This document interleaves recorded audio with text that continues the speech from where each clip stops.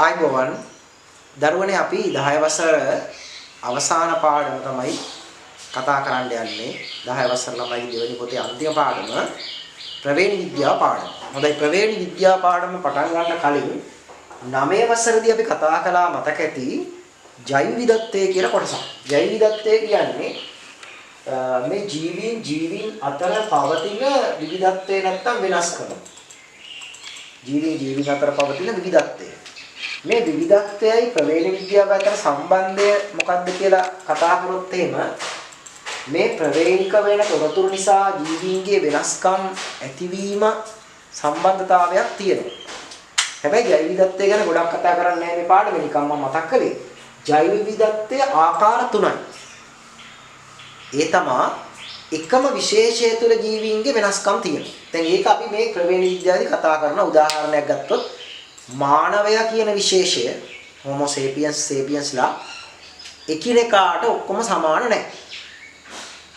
ශරීර වර්ණය, ඉසකෙස් වල ස්වභාවය, තව තියෙන අපි කතා කරන මේ කම්පැති වල ස්වභාවය, ඒවයි ගොඩක් ලක්ෂණ කතා කරනවා. ඒ එකම විශේෂයේ ජීවීන් අතරත් විවිධත්වයන් තියෙනවා. දැන් අපි ගත්තොත් එහෙම බල්ලෝ නැත්තම් සුනකයෝ. ඒ එකම විශේෂය ඔක්කොම. හැබැයි ඒගොල්ලෝ ගත්තාම වල දන්න විවිධ නම් වලුත් තියෙනවා, විවිධ හැඩවලුත් බැලමට වෙන හැබැයි ඔක්කොම බල්ලෝ. බලු විශේෂය. හැබැයි එකිනෙකට වෙනස් විවිධත්වයක් තියෙනවා. ඒකට අපි කියනවා විශේෂය තුල තියෙන විවිධත්වය. විශේෂ විවිධත්වය. ඊට පස්සේ ඒකට අමතරව විශේෂ අතර විවිධත්වයක් තියෙනවා. ඒක නම් අපි මේකෙදි කතා කරන්නේ නැහැ ඇත්තටම. විශේෂ අතර විවිධත්වය කියවම දැන් බල්ලෝයි මිනිස්සුයි අතර වෙනසක් තියෙනවනේ. විශේෂයේ තුල විවිධත්වය කියන එක තමයි මේකෙදි අපි කතා කරන්නේ. ඒ එකම විශේෂයක් තුල ජීවත් වෙන ජීවීන් අතර ශාක ගත්තත් සත්තු ගත්තත් ඒගොල්ලෝ අතර වෙනසක් තියෙනවා. විශේෂ තුල විවිධත්වය. විශේෂ අතර විවිධත්වය. අපි අන්තර් විශේෂ කියලා කියනවා. මේකට අන්තර් විශේෂ කියනවා. ඊළඟට පොතේ පරිසර පද්ධති විවිධත්වය කියලා එකක් අපි කතා කළා වඩ මතක නම් පරිසර පද්ධති අතර විවිධත්වයක් තියෙනවා.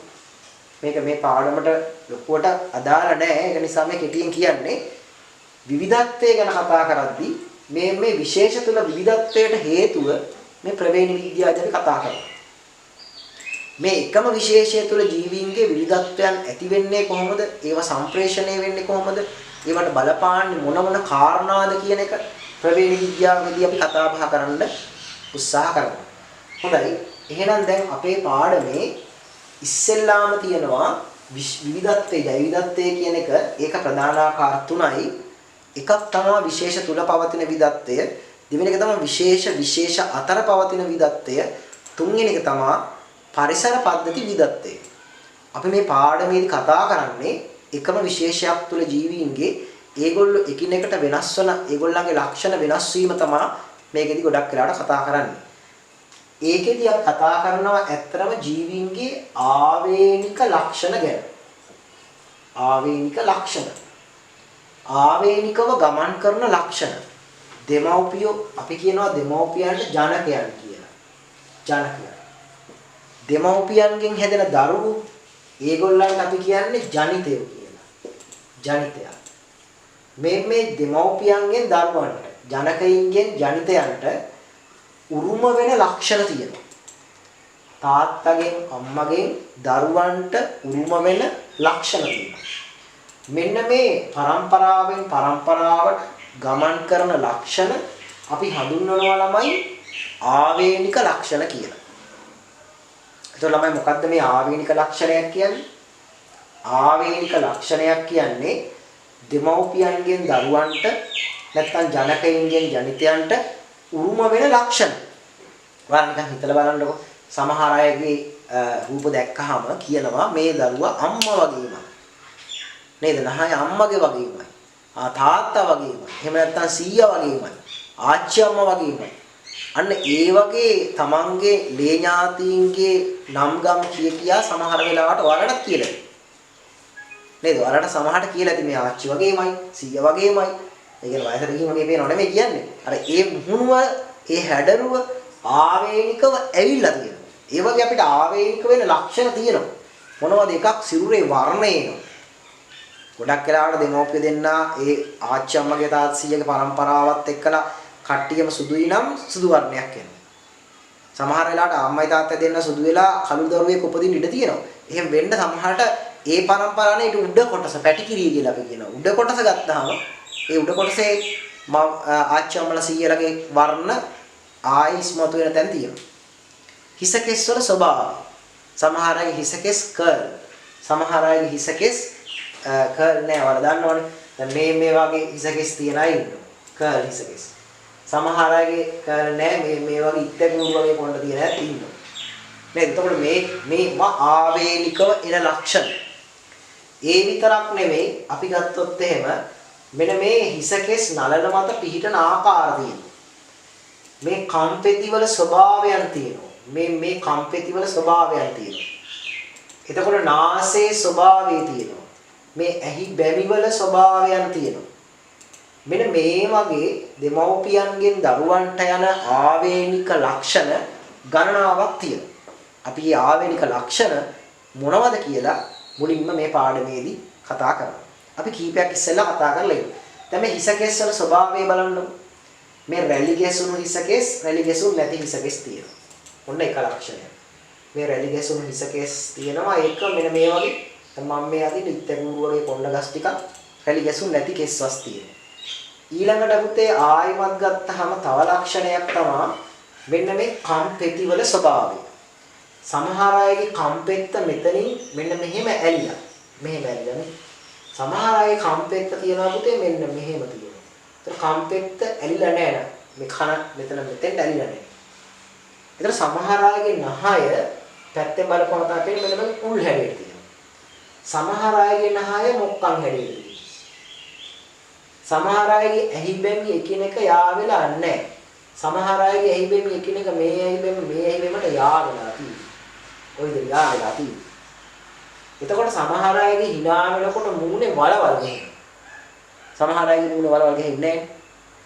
ඒකම සමේ වර්ණය, හිසකෙස් වල ස්වභාවය, උස්ස මිටි බව, හිසකෙස් වල ඊට පස්සේ මේ ඇහිබැමි වල ස්වභාවය, ඊට පස්සේ නාසයේ ස්වභාවය, කම්පෙති වල ස්වභාවය, ඒ එක්කම හුරු අත. හුරු අත කිව්වහම දෑත් එක මත තිබ්බහම මේ විදිහට අපේ උඩින් තියෙන්නේ මොන අතද? මොන ඇඟිල්ලද? මාපට ඇඟිල්ල මොන අතද? දකුණු අතද?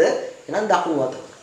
වම් අත උඩට ආවොත් වම් අත හුරු. දැන් හුරු නැති කෙනෙක් මෙහෙම අත් දෙක කොහොම තියෙනවා? හමුලෙස අත් දෙක කොහොම තිබ්බහම මෙහෙම තිබ්බහම හුරු අත තමයි උට්ටෙන්නේ. මාපට ඇඟිල්ල උට්ටෙන්නේ හුරු අතේ. එතකොට හුරු අත වෙනස් වෙනවා කෙනාගෙන් කෙනාට. දැන් මෙන්න මේවා ආවේනික වෙන ලක්ෂණ. ඒ විතරක් නෙවෙයි මේ මාපට ඇඟිල්ල දිගෑරියාම ළමයි සමහර අය මගේ නම් මාපට ඇඟිල්ල මෙහෙම කෙලිමක් තියෙනවා. සමහර අයගේ මාපට ඇඟිල්ල මෙන්න මෙහෙම වක්‍ර වෙනවා. මේ මෙහෙම ඇද වෙලා යනවා. මාපට ඇඟිල්ල ඇද වෙලා. සමහර අයගේ මාපට ඇඟිල්ල මෙහෙම තියෙනවා. දිව රෝල් කිරීමේ හැකියාව. ඒ කියන්නේ හැමෝටම දිව ඔය අතර රෝල් කරන්න පුළුවන්. ඔහොම කරන්න පුළුවන්. හැබැයි ඔය අතර හැමෝටම බෑනේ. ඔයාලත් කරලා බලන්න. හැමෝටම පුළුවන්ද කියලා. ගෙදර අයගෙන් කරලා බලන්න. දැන් කොහෙවත් යන්න බැරුව ගෙදර ඉන්නවනේ. ඒ නිසා මේ ලක්ෂණ ගෙදර ඉන්න 4-5 දෙනාගෙන් හොයලා කරලා බලන්න. දිව රෝල් කරන්න පුළුවන් අය ලකුණු කරන්න. මාපට ඇඟිල්ලේ හැඩේ ලකුණු කරන්න. හුරු අත ලකුණු කරගන්න. හිසකෙස් වල ස්වභාවය ලකුණු කරගන්න. ඇහි බැමේ ස්වභාවය බලන්න. කම්පෙති වල ස්වභාවය බලන්න. ඒකම නාසයේ ස්වභාවය බලන්න. මේවා ගෙදර ඉන්න අයගෙත් වෙනස් වෙනවා. ඒකම පවුලේ වුණත් වෙනස් වෙන තැන තියෙනවා.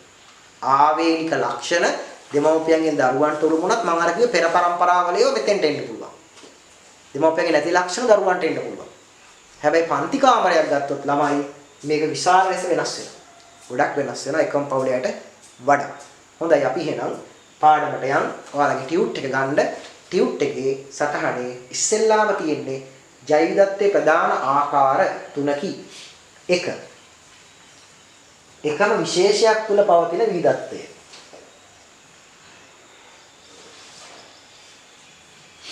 2. විශේෂ අතර විවිධත්වය. විශේෂ අතර විවිධත්වය.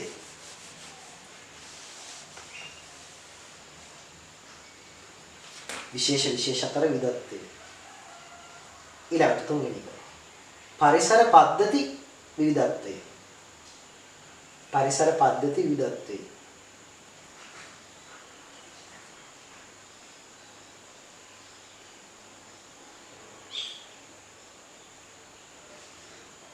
පරිසර පද්ධති විදග්ධය.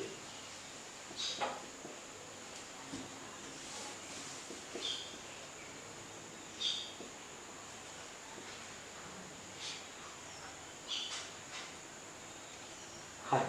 ඊළඟට යන්න ආවේනික ලක්ෂණ යන්න. ලියන්න ආවේනික ලක්ෂණ යන්න කියලා මාතෘකාව යටතේ පරම්පරාවෙන් පරම්පරාවට සම්ප්‍රේෂණය වන ලක්ෂණ. පරම්පරාවෙන් පරම්පරාවට සම්ප්‍රේෂණය වන නැත්තම් ගමන් කරන කියනවා. පරම්පරාවෙන් පරම්පරාවට සම්ප්‍රේෂණය වන ලක්ෂණ. දැන් මේක මිනිස්සුන්ගේ විතරක් නෙමෙයි තියෙන්නේ. ගස්වලක් තියෙනවා, සත්තුන්ගෙත් තියෙනවා. අනිවාර්යයෙන් සත්තුන්ගෙත් තියෙනවා, ගස්වලක් තියෙනවා, මිනිස්සුන්ගෙත් තියෙනවා. ජීවීන් හැමෝගෙම තියෙනවා. පරම්පරාවෙන් පරම්පරාවට ගමන් කරන යටි ඉරක් ගන්නවා. පරම්පරාවෙන් පරම්පරාවට ගමන් කරන ලක්ෂණ කියන එකේ පරම්පරාවෙන් පරම්පරාවට ගමන් කරන යටි ඉරක් ගන්නවා. right. මිනිසාගේ ආවේනික ලක්ෂණ. ලියන්න කෙටි මාතෘකාව මිනිසාගේ ආවේනික ලක්ෂණ.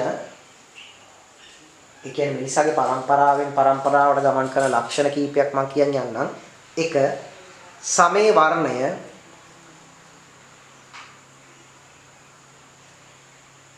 2. හිස කෙස්වල ස්වභාවය. හිස කෙස්වල ස්වභාවය. සමේ වර්ණය, හිස කෙස්වල ස්වභාවය, කම්පෙතිවල ස්වභාවය. බලන්නකො මම කම්පෙති ඇඳන්නේ බෝඩ් එකේ. කම්පෙති ඇලිලා තියෙනවා, ඇලෙන්නේ නැතුව තියෙනවා කම්මුල් වලට. කම්පෙතිවල ස්වභාවය. හුරු අත වමද දකුණද කියන එක. හුරු අත.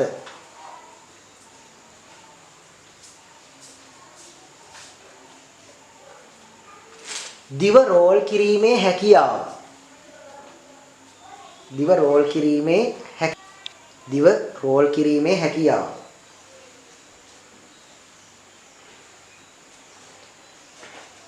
තව සිනහ වෙන විට බල ගැසුණු කම්මුල්. සිනහ වෙන විට බල ගැසුණු කම්මුල්. සිනහ වෙන විට බල ගැසුණු කම්මුල් තිබීම.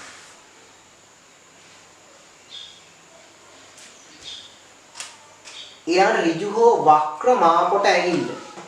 සමහර අයගේ මාපොට ඇඟිල්ල මෙන්න මේ වගේ අර වක්‍ර බවක් තියෙනවා අත මේව නම්පුවාම සමහර අයගේ ඍජු හෝ වක්‍ර මාපොට ඇඟිල්ල.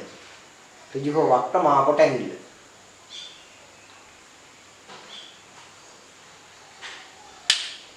හරි ඊළඟට මට අර උදේ කියන්න බැරි වුණා ඉස්සෙල්ලා මේ හිසකෙස් නලල මත පිහිටන විදිය මම රූපය ඇඳලා ඒක මට කියන්න ඕන. සමහර අයගේ ඔය කොණ්ඩේ කොට කප්පුවා මේ වගේ. හරි සමහර අයගේ කොණ්ඩේ කොට කැපුවොත් මෙන්න මේ වගේ කුරුළු තුඩක් වගේ කෙලවර එනවා.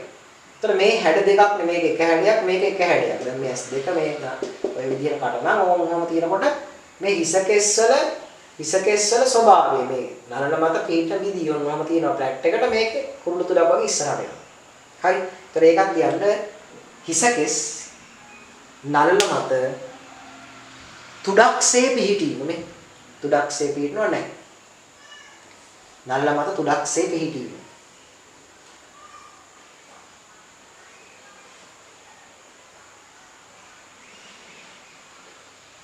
හරි. තව ඉතින් ඔන්න නාසයේ ස්වභාවය ඒ වගේවත් ලිය හැකි. තමක් වල නාසයේ ස්වභාවය කොහොම නාසයේ මෙහෙම තියන අය ඉන්නවා. සමහර අයගේ නාසය උඩට ඇදී හොම උල්ලලා ඉන්නවා. තව සමහර අයගේ නාසය ඕම වක්‍රව තියෙනවා. හරි. ඒතර මේ නාසයේ ස්වභාවය ඒකත් ආවේනික ලක්ෂණයක්. ඒකත් ආවේනික ලක්ෂණයක්. දැන් පුතේ අපි ඊළඟට කතා කරන්නේ කලාතුරකින් හම්බ වෙන ආවේනික ලක්ෂණ කීපයක් තියෙනවා.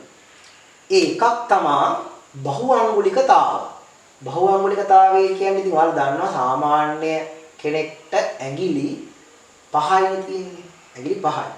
ඒතකොට මේ ඇඟිලි 5ක් තියෙන එක සාමාන්‍ය දෙයක් වුණාට තවත් ඇඟිල්ලක් මෙන්න මෙහෙන් ඔන්නෝම ආවොත් ඒකට අපි කියනවා බහුඅංගුලිකතාව. බහුඅංගුලිකතාවේ නැත්තම් ඇඟිලි 6ක් තියෙනවා ඇඟිල්ලක් වෙනම තියෙනවා එහෙම නැත්තම් ඇඟිලි 6ක් තියෙන එක බහුඅංගුලිකතාව. මේ ඇඟිලි කෙලින්ම එකක් වැඩි. සමහර අයගේ අත් දෙකේ විතරක් ඇඟිලි 6 හැදෙනවා කකුල් දෙකේ 5 5. එතකොට ඇඟිලි ඔක්කොම 24ක් නෑ යයි.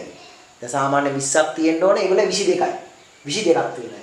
සමහර අයගේ අත් දෙකේ කකුල් දෙකේ ඔක්කොගේම ඇඟිලි 6 6 තියෙනවා. එතකොට 24ක් ඇඟිලි. 20යි තියෙන්න ඕනේ 24ක් තියෙනවා. එතකොට කලාතුරකින් හමුවන ආවේනික ලක්ෂණයක් තමයි අපිට දකින්න පුළුවන් බහු අංගුලිකතාව. බහු අංගුලිකතාව. ඒ එක්කම පුතේ තව ලක්ෂණයක් තියෙනවා. දැන් මේක නම් ගොඩක් දකින්න තියෙනවා. මේ தත්ත්වය බද්ධ අංගුලිකතාවය කියන්නේ යාබද ඇඟිලි දෙකක් එකට බද්ධ වෙලා තියෙනවා. දැන් මෙහෙම ඇඟිලි වෙන්වෙන්ව අර ඇඟිලි පහ අපිට වෙන වෙනම නමන්න පුළුවන් නේ. සාමාන්‍ය ඇඟිලි ඔහොම වෙන වෙනම තියෙන අතරේ යාබද ඇඟිලි දෙකක් මෙහෙම ඇලිලා එකට. ඒක බද්ධ අංගුලිකතාව කියනවා. ඒතර බහු අංගුලිකතාව වගේම මෙන්න මේ බද්ධ අංගුලිකතාවත් කලාතුරකින් දකින්නට පුළුවන් ආවේනික ලක්ෂණ. ඊළඟට ඔයාලා දන්නවා සාමාන්‍ය කෙනෙක්ගේ ඇහි අපි කියනවා මේකට ඔයාලා දන්නවා කර්ණිකාව තියෙනකොට තාරා මණ්ඩලයේ වටේ තියෙන කළු පාටයි. එතකොට සමහර අය කලාතුරකින් දුඹුරු පාට හෝ නිල් පාට ඇස් දුඹුරු හෝ නිල්. එතකොට මේ දුඹුරු හෝ නිල් පාට ඇස් නිසා මේ සමහර වෙලාවට වෙන කෙනෙක්ට වැඩිය මෙයාගේ ඇස් දෙක වෙනස්. කළු පාට කෙනෙක්ගේ කළු ගොඩක් තියෙන කළු පාට ඒවා දුඹුරු හෝ නිල් කළු ඉංග්‍රීසි වල දුඹුරු හෝ නිල් වෙච්ච ඇස් තියෙන අය ඉන්නම කලාතුරකින්. ඊළඟ එක පුතේ ඇලි බව. මේක අපි පස්සෙත් කතා කරනවා. ඇලි බව විකෘති ඥානයක් නිසා ඇතිවන ආවේනික තත්ත්වයක්. ඇලි බව කියන්නේ වඩාත් සුදු ශරීර කොටස්. සත්තුත් ඉන්නවා ඇලි සත්තු. ශාකක් තියෙනවා. මිනිස්සුත් ඉන්නවා ඇලි අය සුදු හැමේ රෝම කිසකේස් පවා ඇහි බැම සියල්ලම සම්පූර්ණයෙන්ම සුදු වර්ණයක් ගන්නවා. අපේ වර්ණයට අදාළ ඥානයක් විකෘති වීම කියලා අපි ඉගෙන ගන්නවා පස්සේ පාඩමේදී. නමුත් මේක කලාතුරකින්. දැන් එහෙනම් සාමාන්‍යයෙන් දකින්න පුළුවන් හිසකේස් වල ස්වභාවය, සිරුරේ වර්ණය, ඒකම නාහි ස්වභාවය, කම්පෙති වල ස්වභාවය, දිව රෝල් කිරීමේ හැකියාව, මේ අතේ ස්වභාවය, ඒ ඔක්කොම හුරුවත ඔක්කොම මෙන්න මේ සාමාන්‍ය තත්ත්වේ. නමුත් විශේෂයෙන් කලාතුරකින් දකින්න පුළුවන් ඒවා තමයි බහු අංගුලිකතාව, බද්ධ අංගුලිකතාව, දුඹුරු හෝ නිල් ඇස් තිබීම සහ ඇලි බව කියන හතර. right. ගන්න ටියුට් එක ලියාගන්න කලාතුරකින් හමුවන ආවේනික ලක්ෂණ. කලාතුරකින් හමුවන ආවේනික ලක්ෂණ 1 බද්ධ අංගුලිකතාව. ඇඟිලි දෙකක් බද්ධ වෙලා. බද්ධ අංගුලිකතාව. 2 බහු අංගුලිකතාව.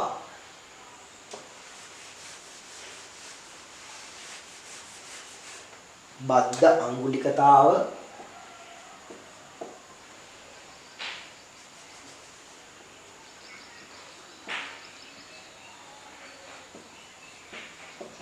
2 එක බහු අංගුලිකතාව. 3 එක දුඹුරු හෝ නිල් ඇස්. ඒ හැම නෙමෙයි කළු ඉංග්‍රීසියෙන් කළු ඇස් කළු වෙනකොට දුඹුරු හෝ නිල් ඇස්. 4 ඇලි බව වරහන් ඇතුලේ වඩාත් සුදු ශරීර කොටස්. වඩාත් සුදු ශරීර කොටස්.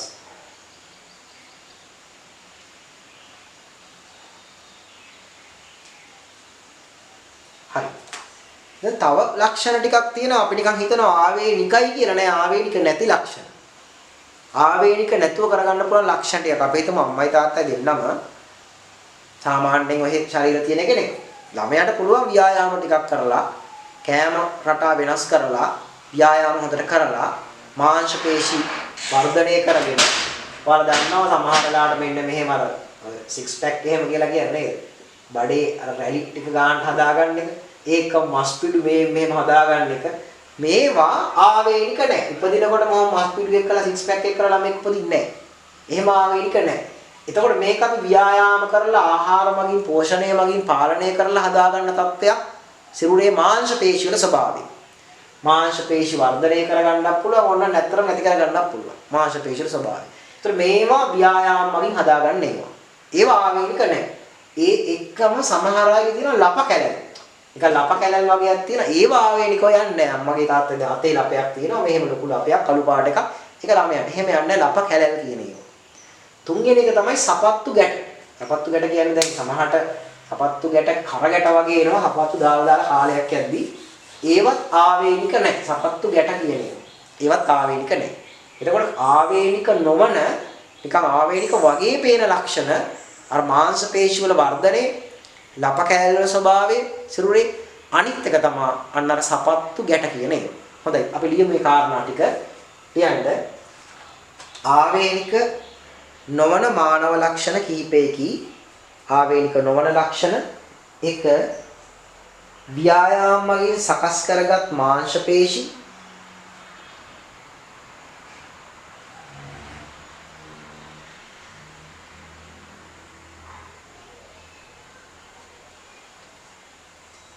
ව්‍යායාම මගින් සකස් කරගත් මාංශ පේශි දෙක සිරුරේ ලප කැලල් සමේ ලප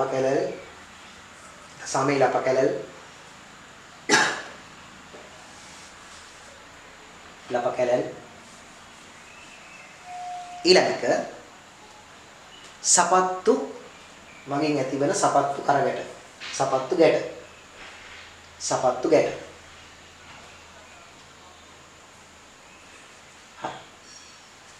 දැන් අපි යනවා ඊළඟට ශාකවල ලක්ෂණ ගැන. මේ මං කියවනේ සත්තුන්ගේ වගේම ළමයි ශාකවලත් ආවේනික ලක්ෂණ තියෙනවා කියලා. දැන් ගහක උස මිටි බව ආවේනිකව යනවා. ඒ ශාක පත්‍රවල ස්වභාවය ආවේනික වෙනවා. පුෂ්පවල වර්ණයේ පුෂ්පවල ස්වභාවය ආවේනික වෙනවා. බීජවල හැඩය බීජවල වර්ණය වටකරු බීජ රැලි බීජ කහ පාට බීජ කොළ පාට බීජ කරල් කහ වර්ණ කොළ වර්ණ පුෂ්ප දම් පාට සුදු පාට උසගස් මිටිගස් ඒවත් ශාකවල තියෙන ඒවානේ ශාකවල තියෙන මේ කල් හිසකෙස් බටකරු කන් ඒව නැහැ නාහේම නැහැ ඒ නිසා යාළගේ තියෙන අර අවයව තමයි අර මං කියපු පත්‍ර පුෂ්ප වගේව අන්න කඳ වගේව අන්න ඒ වගේ එකිනෙකට වෙනස් ලක්ෂණ ටිකක් තියෙනවා එහෙනම් ශාකවල ආවේනික ලක්ෂණ ගැන කතා කරද්දී ඇත්තටම ওই ශාකවල ආවේනික ලක්ෂණ යොදාගෙන මේ ප්‍රවේණි විද්‍යාව පිළිබඳ වැදගත්ම පරීක්ෂණයක් කරපු විද්‍යාඥයා තමයි පූජකවරේ ග්‍රෙගරි මෙන්ඩල්. ඒ නිසා මේ මෙන්ඩල් කියන විද්‍යාඥයා ආවේනික ලක්ෂණ ගමන් කිරීම හෙවත් ප්‍රවේණි විද්‍යාවේ පියා. ප්‍රවේණි විද්‍යාවේදී ඉගෙන ගන්නේ ඔය අපි කතා කරපු උස මිටි බව, සකෙස්සල ස්වභාවය, වර්ණය, ගස්වල නම් ඒ පුෂ්පවල වර්ණය ගහේ උස මිටි බව ඒකම් ඵලවල බීජවල හැඩ වර්ණ ඒවනේ ආවේනික ලක්ෂණ මේ ආවේනික ලක්ෂණ පරම්පරාවෙන් පරම්පරාවට ගමන් කරන ආකාරය ආවේනික ලක්ෂණ සම්ප්‍රේෂණය වන ආකාරය ඉගෙන ගන්න. ඒක සිද්ධ වෙන්නේ කොහොමද කියන එක ඉගෙන ගන්න ප්‍රවේණි විද්‍යාවෙන් ඔය ප්‍රවේණිය සිදුවන ආකාරය පිළිබඳව පරීක්ෂණයක් කරපු එක්කෙනා තමයි කවුද ග්‍රෙගරි මෙන්ඩල්. මුලින්ම ඕස්ට්‍රියානු ජාතික ග්‍රෙගරි මෙන්ඩල් කියන පූජකවරයා ඕස්ට්‍රියානු ජාතික ග්‍රෙගරි මෙන්ඩල් කියන ජීව විද්‍යා උපාධිධාරී පූජකවරයෙක් ග්‍රෙගරි මෙන්ඩල්. එතකොට එයා ඒ සඳහා යොදාගත්ත විශේෂ ශාක. ඒ විශේෂ ශාකය අපිට හුරු ශාකයක්. ගෙවතු මෑ ශාකය. පීසම් සැටයිවන් කියන නැත්තම් ගෙවතු මෑ ශාකය තමයි යොදාගත්තේ. මේ මෑ ශාකයක් නැතුව පොල් ගහක් ගන්න තිබුණා. කොස් ගහක් ගන්න තිබුණා. ඒ රටේ සයිප්‍රස් පයිනස් වගේ ගහක් ගන්න තිබුණා. ඒකක් නැතුව ඇයි මේ මෑ ශාකයක් ගත්තේ කියලා පස්සේ කතා කරමු. හොඳයි. දැන් ඔයාලගේ සටහන ගන්න. ඒකේ තියෙනවා ශාකවල ආවේනික ලක්ෂණ ලියන්න. ශාකවල ආවේනික ලක්ෂණ 1 උස මිටි බව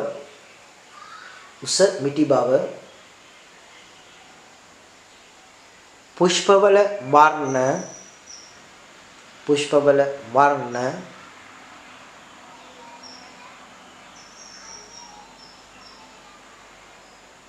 පලහා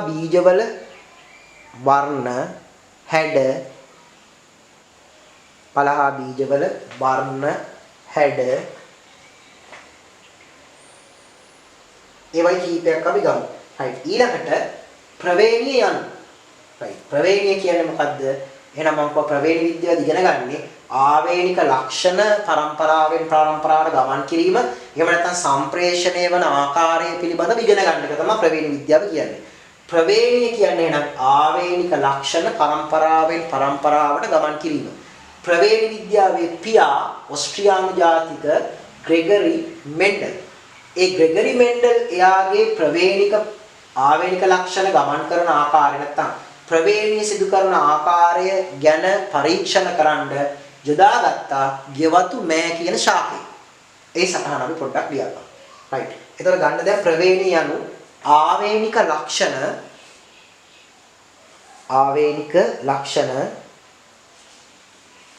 සම්ප්‍රේෂණය වන ආකාරය ආවේනික ලක්ෂණ සම්ප්‍රේෂණය වන ආකාරය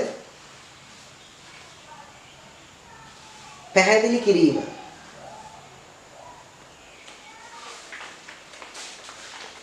ආවේනික ලක්ෂණ සම්ප්‍රේෂණය වන ආකාරය පැහැදිලි කිරීම ප්‍රවේණී විද්‍යාවයි.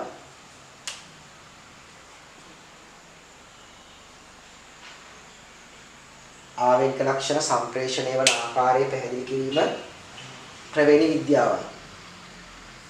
ඊළඟට ප්‍රවේණී විද්‍යාවේ පියා ඕස්ට්‍රේලියානු ජාතික ඕස්ට්‍රේලියාව නෙමෙයි ඕස්ට්‍රියානු ජාතික ග්‍රෙගර් කියලා කියන ග්‍රෙගරි කියලා කියනවා ග්‍රෙගර් මෙන්ඩල්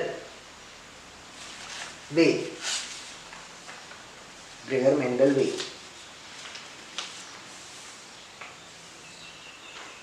හරි දැන් මේ මෙන්ඩල්ගේ පරීක්ෂණ වලට ගත්තේ පුතේ ගෙවතු මේ ශාකය අපි මේ ගෙවතු මේ ශාකය යොදා ගන්න හේතුව දැන් ඔයාලගේ ගන්න පැවරුම තියෙන අය පැවරුම දෙවෙනි පිටුවේ තියෙනවා පුතේ පොඩ්ඩක් මේ මෙන්ඩල්ගේ පරීක්ෂණ සඳහා ගෙවතු මේ ශාකය දාගත්ත කියලා ඒ පැවරුමේ මැද හරි අන්න එතන බලන්න ඕන උඩ ටික කතා කරන්න කලින් පැවරුමේ මැද පැත්තට එනවා අපි ඇයි මේ ගෙවතු මේ ශාකයම යොදාගත්තේ ග්‍රෙගරි මෙන්ඩල් එයාගේ ග්‍රෙගර් මෙන්ඩල් පරීක්ෂණ වලට මේ ප්‍රවේණික නැත්තම් ආවේනික ලක්ෂණ ගමන් කරන විදිය පරීක්ෂා කරන්න ඇයි මේ ශාකයක්ම ගත්තේ. අපි ප්‍රායෝගිකව ගත්තාම ඇත්තටම මේ પરම්පරාගත වන ආකාරය පැහැදිලි කරන්න ළමයි ඒක પરම්පරාවකින් බෑනේ. પરම්පරා ගණනාවක් තිස්සේ මේ පරීක්ෂණ කර නිරීක්ෂණ ගන්න ඕනේ. ඒව සටහන් තියන්න ඕනේ. විද්‍යාත්මක ක්‍රමයක් වෙන්න එපා කිහිප සැරයක් කරන්න ඕනේ. දැන් ග්‍රෙගර් මෙන්ඩල් නැත්තම් මෙන්ඩල්ගේ පරීක්ෂණයේදී සටහන් තබා ගත්තා. නිරීක්ෂණ. ඒකම යා පරීක්ෂණයේ කීපවරක් නැවත සිදු කරලා පරීක්ෂණ වාර ගණනාවකට පස්සේ විශාල නියති ප්‍රමාණයකින් තමයි නිගමන වලට ආවේ. ඒ නිසා ඒක විද්‍යාත්මක ක්‍රමයකට කරු පරීක්ෂණයක්. මෙන්ඩල්ගේ පරීක්ෂණය.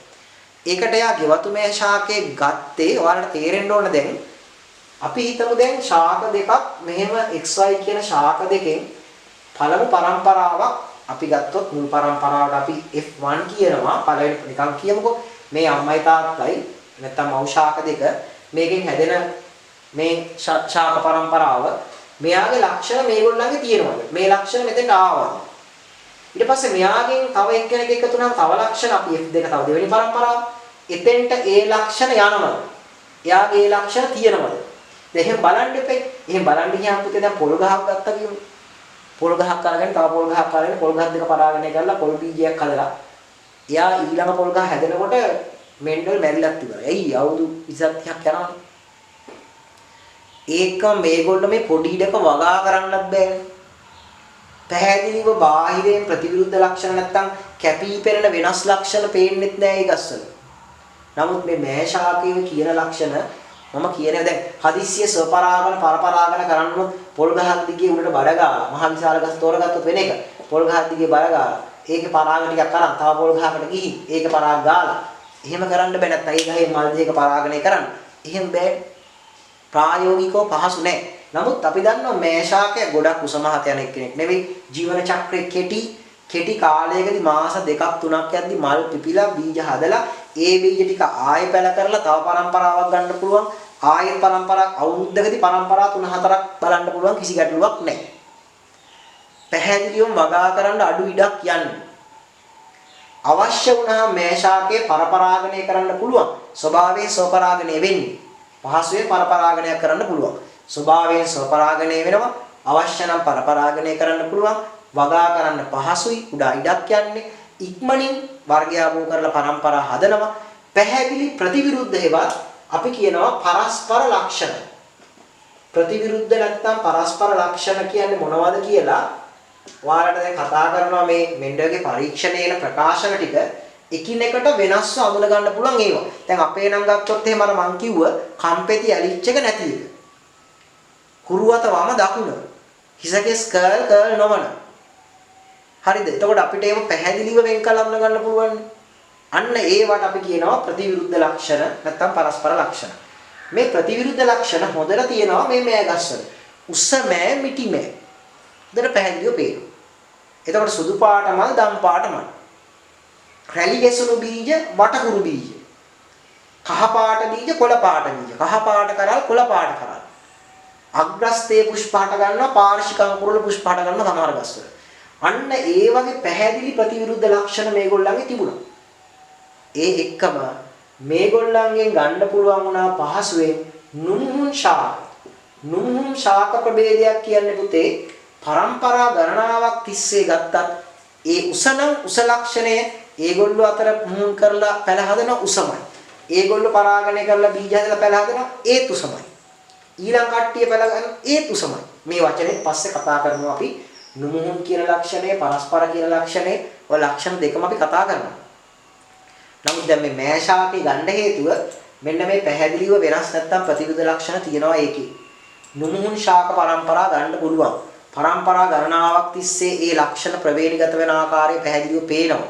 වගා කරන්න පහසුයි. කෙටි කාලයකදී ජීවන චක්‍රය ඉවර වෙන නැත්නම් ඉක්මනින් ඒක වගාව සම්පූර්ණ වෙනවා. ඒකම අවශ්‍ය නම් පරපරාගණය කරන්න පුළුවන් ස්වභාවයෙන් ස්වපරාගණයක් සිද්ධ වෙනවා. මෙන්න මේ ලක්ෂණ උදව් කරගෙන එයා ගෙවතු මේ ශාකේ තෝරගන්නවා. මෙන්ඩල්ගේ පරීක්ෂණ ප්‍රවේණිගත වන ආකාරයේ ලක්ෂණ බලන්න මෙන්ඩල් ওই පරීක්ෂණයට ගෙවතු මේ ශාකේ ගත්තා. හොඳයි එහෙනම් දැන් අපි ගමු මේ ටියුට් එක දෙවනි පිටුවේ තියෙන අය ටියුට් එකේ මැද තියෙනවා මෙන්ඩල්ගේ පරීක්ෂණය සඳහා ගෙවතු මේ ශාකේ යොදා ගැනීම. ඒක යටින් ඉරක් ගහන්න. ගෙවතු මේ ශාකේ යොදා ගැනීමට හේතු 1. මම කියන් යන්නම් හේතු ටික. ඔයාලා ඉක්මනින් ලියන්න. ගෙවතු මේ ශාකේ යොදා ගැනීමට හේතු 1. පහසුවෙන් වගා කළ හැකි වීම. පහසුවෙන් වගා කළ හැකි වීම. පහසුවෙන් වගා කරන්න පුළුවන්. 2. කෙටි කාලයකදී ඵලදාව ලැබීම. බොහොම කෙටි කාලයකින් ඵලදාව ලැබෙනවා. කෙටි කාලයකදී ඵලදාව ලැබීම. කෙටි කාලයකදී ඵලදාව ලැබීම. ඊළඟ නුමුහුන් ශාක.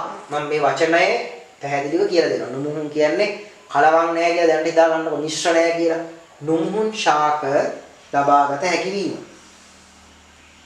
නුමුහුන් ශාක හඳුනාගත හැකි වීම.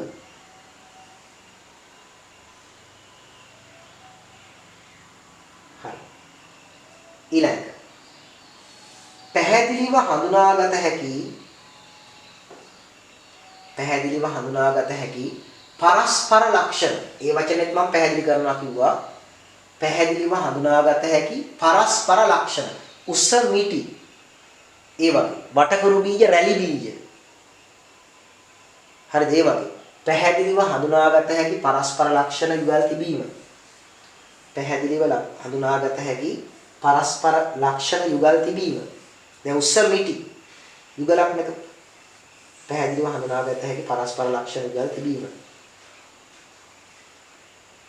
ස්වභාවිකව ස්වපරාගණය වීමත් ස්වභාවිකව ස්වපරාගණය වීමත් ස්වභාවිකව ස්වපරාගණය වීමත් අවශ්‍ය වූ විටක පරපරාගණය කළ හැකි වීමත් අවශ්‍ය වූ විටක පරපරාගණය කළ හැකි වීමත් අවශ්‍ය විටක පරපරාගණය කළ හැකි වීමත්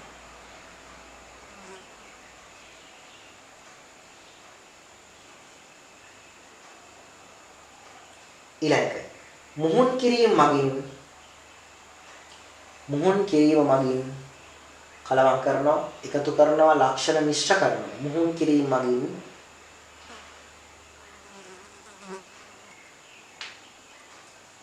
පරම්පරාව දිගටම ගෙන යා හැකි ජනිතයින් බීවීම.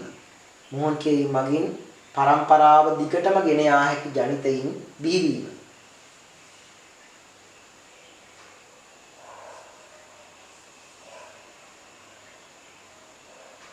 හරි. අපේ ලක්ෂණ ටික ඔයාලා ලියන්න ඇති. මම ආයෙ එකපාරක් කියමන් යන්නම්. බලන්න හරිද කියලා. මොකද වේගය වැඩිද කියලා මට හිතා ගන්න බෑ. ඔයාලා ලියන එක මට පේන්නේ නැති හින්දා. පහසුවෙන් වගා කළ හැකි වීම. මේ ශාකයක් ඉක්මනට හොඳට වගා කරන්න පුළුවන්. අඩු ඉඩක් යන්නේ. 2. ඊතා කෙටි කාලයකින් ඵලදාව ලැබෙන එක. අස්තැන් ඉක්මනට හම්බ වෙනවනේ. ඒතකොට පරම්පරා ගානක් බලන්න පුළුවන් අපිට ඉක්මනින් කෙටි කාලයකින්. නුමුහුන් ශාක ලබාගත හැකි වීම.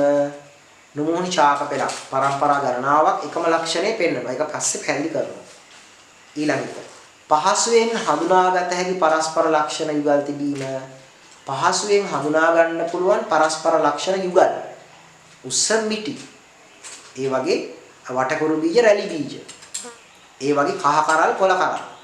ධම්මල් සුදු මල් අන්න. පහසුවෙන් හඳුනා ගන්න පුළුවන් පරස්පර ලක්ෂණ යුගල් තිබීම. ස්වභාවයෙන්ම ස්වපරාගණයද අවශ්‍ය වූ විට පරපරාගණයද කළ හැකි වීම. මුහුන් කිරීමෙන් පරම්පරාව දිගටම ගෙන යා හැකි වීම. ගෙන යා හැකි ජනිතයෙන් බිහිවීම. හොඳයි. දැන් පුතේ අපි ඔන්න ඔය ටික ලියන්න වෙලාව දුන්නා මම හොඳටම. හරිද? එතකොට අපි දැන් කතා කරන්න යන්නේ මෙන්ඩල්ගේ පරීක්ෂණයේ දැන් මෙන්ඩල් ගෙවතුමෑ ශාකය දාගෙන කරන මේ පරීක්ෂණයේ වැදගත් වචන කීපයක් වෙනවා. මේ වචන මේ හුරු නෑ එච්චර වරකට. මම දන්නවා. රූපානුදර්ශය, ප්‍රවේණිදර්ශය, පරස්පර නැත්තම් ප්‍රතිවිරුද්ධ ලක්ෂණ, සමයුග්මක, විෂමයුග්මක, තව තියෙනවා ප්‍රමුඛ, නිලීන ওই විදිහට වචන 5ක් 6ක් වෙනවා 7ක් විතර. ඒවැ අදහස යම් ප්‍රමාණයකින් දැනගන්න ඕනේ. රූපානුදර්ශය කියන වචනේම තියෙනවා පුතේ රූපය දර්ශනය වෙන විදිහ. බාහිරෙන් පෙන්වන රූපීය ස්වභාවය. මේෂාක ගැනම අපි කතා කරමු උස්ස මිටි. දැන් මේෂාකයක් දැක්කම එයා උස්ස මිටි බව බාහිරෙන් පේනවනේ. ඒක යන්නේ රූපානුදර්ශය. ඊළඟට මේෂාකයක බීජ ගත්තාම වටකුරු බීජ, රැලි බීජ කියලා පේනවනේ. බාහිරෙන් බලපුවාම රූපීය පේනවා. ආන්ගේ රූපේ දර්ශනය වෙනවා. බාහිරෙන් පෙනෙන රූපීය ස්වභාවය අපි රූපානුදර්ශය කියනවා. දැන් ඒකට මේ අනිත් වචනේ ප්‍රවේණිදර්ශය. ප්‍රවේණිදර්ශයට පේන්නේ නැහැ පුතේ. මේ රූපය ලබා දෙන්න හේතු වන ඥාන සංයෝජනයක් තියෙනවා. ඥාන ගැන කතා කරන්නේ පස්සේ කාලෙකදී. මෙන්ඩල් කිව්වේ මේවට සාධක කියලා.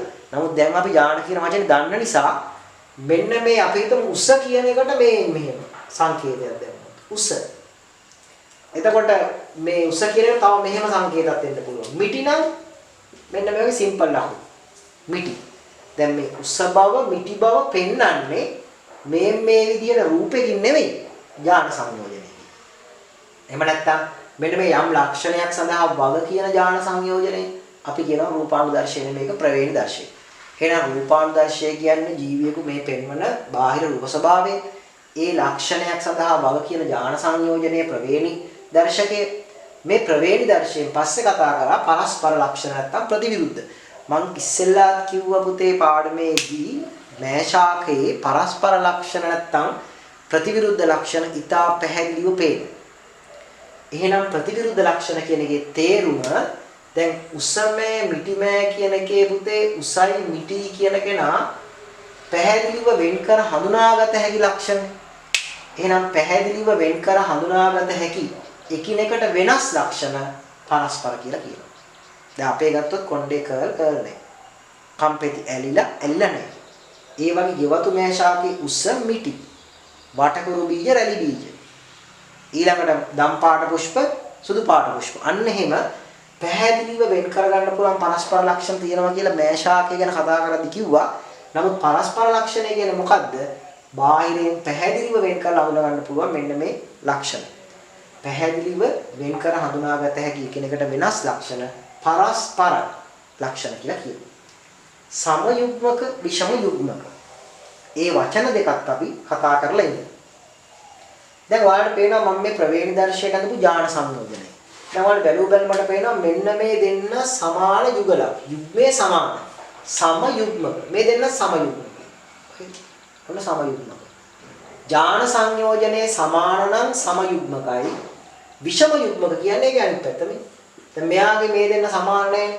එතකොට මේ දෙන්න කිනකට සමාන ඥාන දෙකක් තිබ්බට T capital T simple T සමාන යුගල් සම යුග්මක වෙනස් යුගල් විෂම යුග්මක. මේ ඥාන සංයෝජනයේ එකිනෙකට සමාන නම් සම යුග්මක ජාන සංයෝජනය කියන එකට වෙනස් නම් විෂම යුග්මක. අපිට කොහොමද අවයව ගන්නත් පුළුවන්. අපිට කැපිටල් C කැපිටල් C. එහෙම නැත්නම් සිම්පල් C සිම්පල් C. සම යුග්මක. මෙයා කැපිටල් C සිම්පල් C. ඔන්න විෂම යුග්මක. මේ දෙන්න කලවම් වෙනවා දෙන්නකොට. ඒතර ජාන සංයෝජනය කියන එකට වෙනස් නම් විෂම යුග්මක. ජාන සංයෝජනේ සමාන නම් සම යුග්මක. හොඳයි. ඔය වචන පහ ආයසරයක් කියනවා. රූපානුදර්ශය. බාහිරයෙන් පෙන්වන රූපීය ස්වභාවය.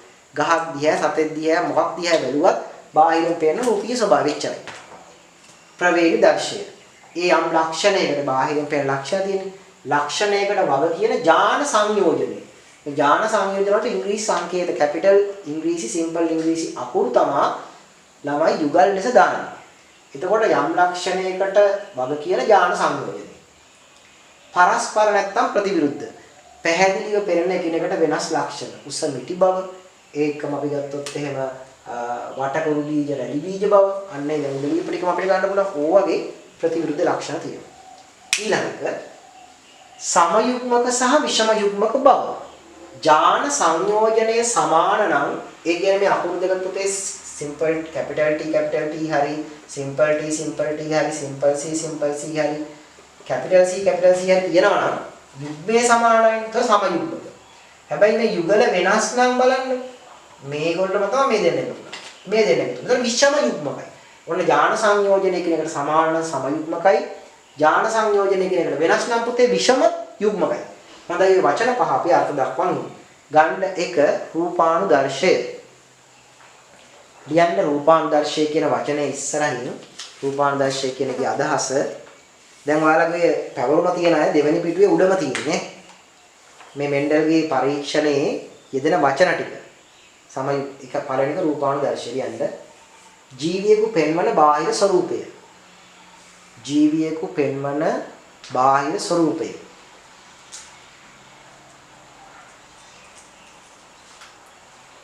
ජීවියෙකු පෙන්වන බාහිර ස්වરૂපය.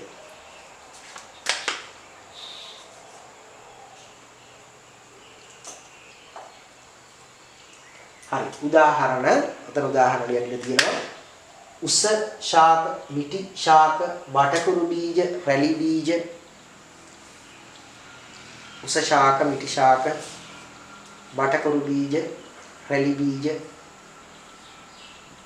කහ පාට බීජ ඒ වගේ ඔය කීපයක් ලියමු.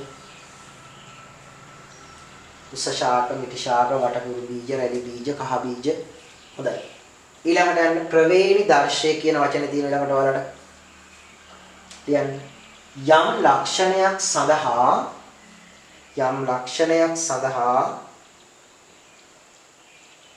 වග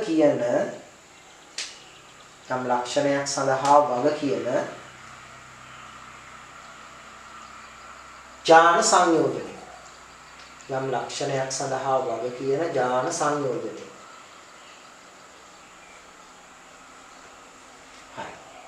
දැන් මම මේ ලක්ෂණ කීපේට වග කියන ඥාන සංයෝජනය මේ උස බව මේ විෂම යුග්මක උස බව එතකොට මේ කහ පාට බීජ වටකුරු බීජ ඒ වගේ මම අර නිකන් ඉංග්‍රීසි අකුරු ටිකක් ලිව්වා මේ ඥාන සංයෝජනය පෙන්නන්න. උදාහරණ මෙන්න මේ යම් ලක්ෂණයකට වග කියන ඥාන සංයෝජනෙට ඉලක්ක ගන්න. අරකේ බාහිර ස්වરૂපයට ඉලක්ක ගන්න. රූපානුදර්ශයේ බාහිර ස්වરૂපයට ඉලක්ක ගන්න. මේකේ වග කියන ඥාන සංයෝජනට ඉලක්ක ගහලා පුතේ උදාහරණ මේ හතර ලියා ගන්න ඉක්මනට. capital T මොනවා හරි උදාහරණයක් ඉංග්‍රීසි අකුරට capital Y capital C ඔය capital C ඉම්පර ප්‍රශ්නයක් නැහැ. අපි ඒක ලියා ගන්න. right අංක 3 යන්න පරස්පර නැත්නම් ප්‍රතිවිරුද්ධ ලක්ෂණ කියන මාතෘකාව පරස්පර ලක්ෂණයක් කියන්නේ ප්‍රතිවිරුද්ධ ලක්ෂණයක් කියන්නේ මොකක්ද කියලා අපි ලියමු. ජීවි විශේෂයක කැපී පෙනෙන වෙනස් ලක්ෂණ. කැපී පෙනෙන වෙනස් ලක්ෂණ.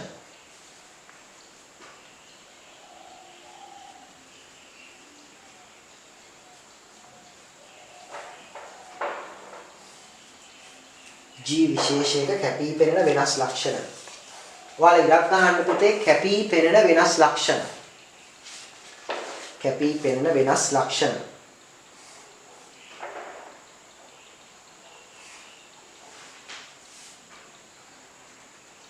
හරි. කැපී පෙනෙන වෙනස් ලක්ෂණ වලට උදාහරණ 1 උස මෑ මිටි මෑ. වෙනස්කම් කැපී පෙනෙන වෙනස්කම් තියෙන ලක්ෂණ. ඒකේ කැපී පෙනෙන වෙනස් ලක්ෂණ වල ඉරක් ගහලා උදාහරණ උස මෑ මිටි මෑ පළවෙනි උදාහරණය. 2 කහ බීජ කොළ බීජ. කහ බීජ කොළ බීජ. දම් පාට මල් සුදු පාට මල්. එතන කැපී පෙනෙනවනේ පරස්පරයි ප්‍රතිවිරුද්ධයි කැපී පෙනෙන වෙනස් ලක්ෂණ. දම් පාට මල් සුදු පාට මල්. හරි. ඊළඟට යම් පුතේ ඊළඟ මාතෘකාවන්ක 4 සමයුග්මක බවයි විෂමයුග්මක බවයි අපිට තියෙන්නේ දෙකම එක ළඟ යන්නේ.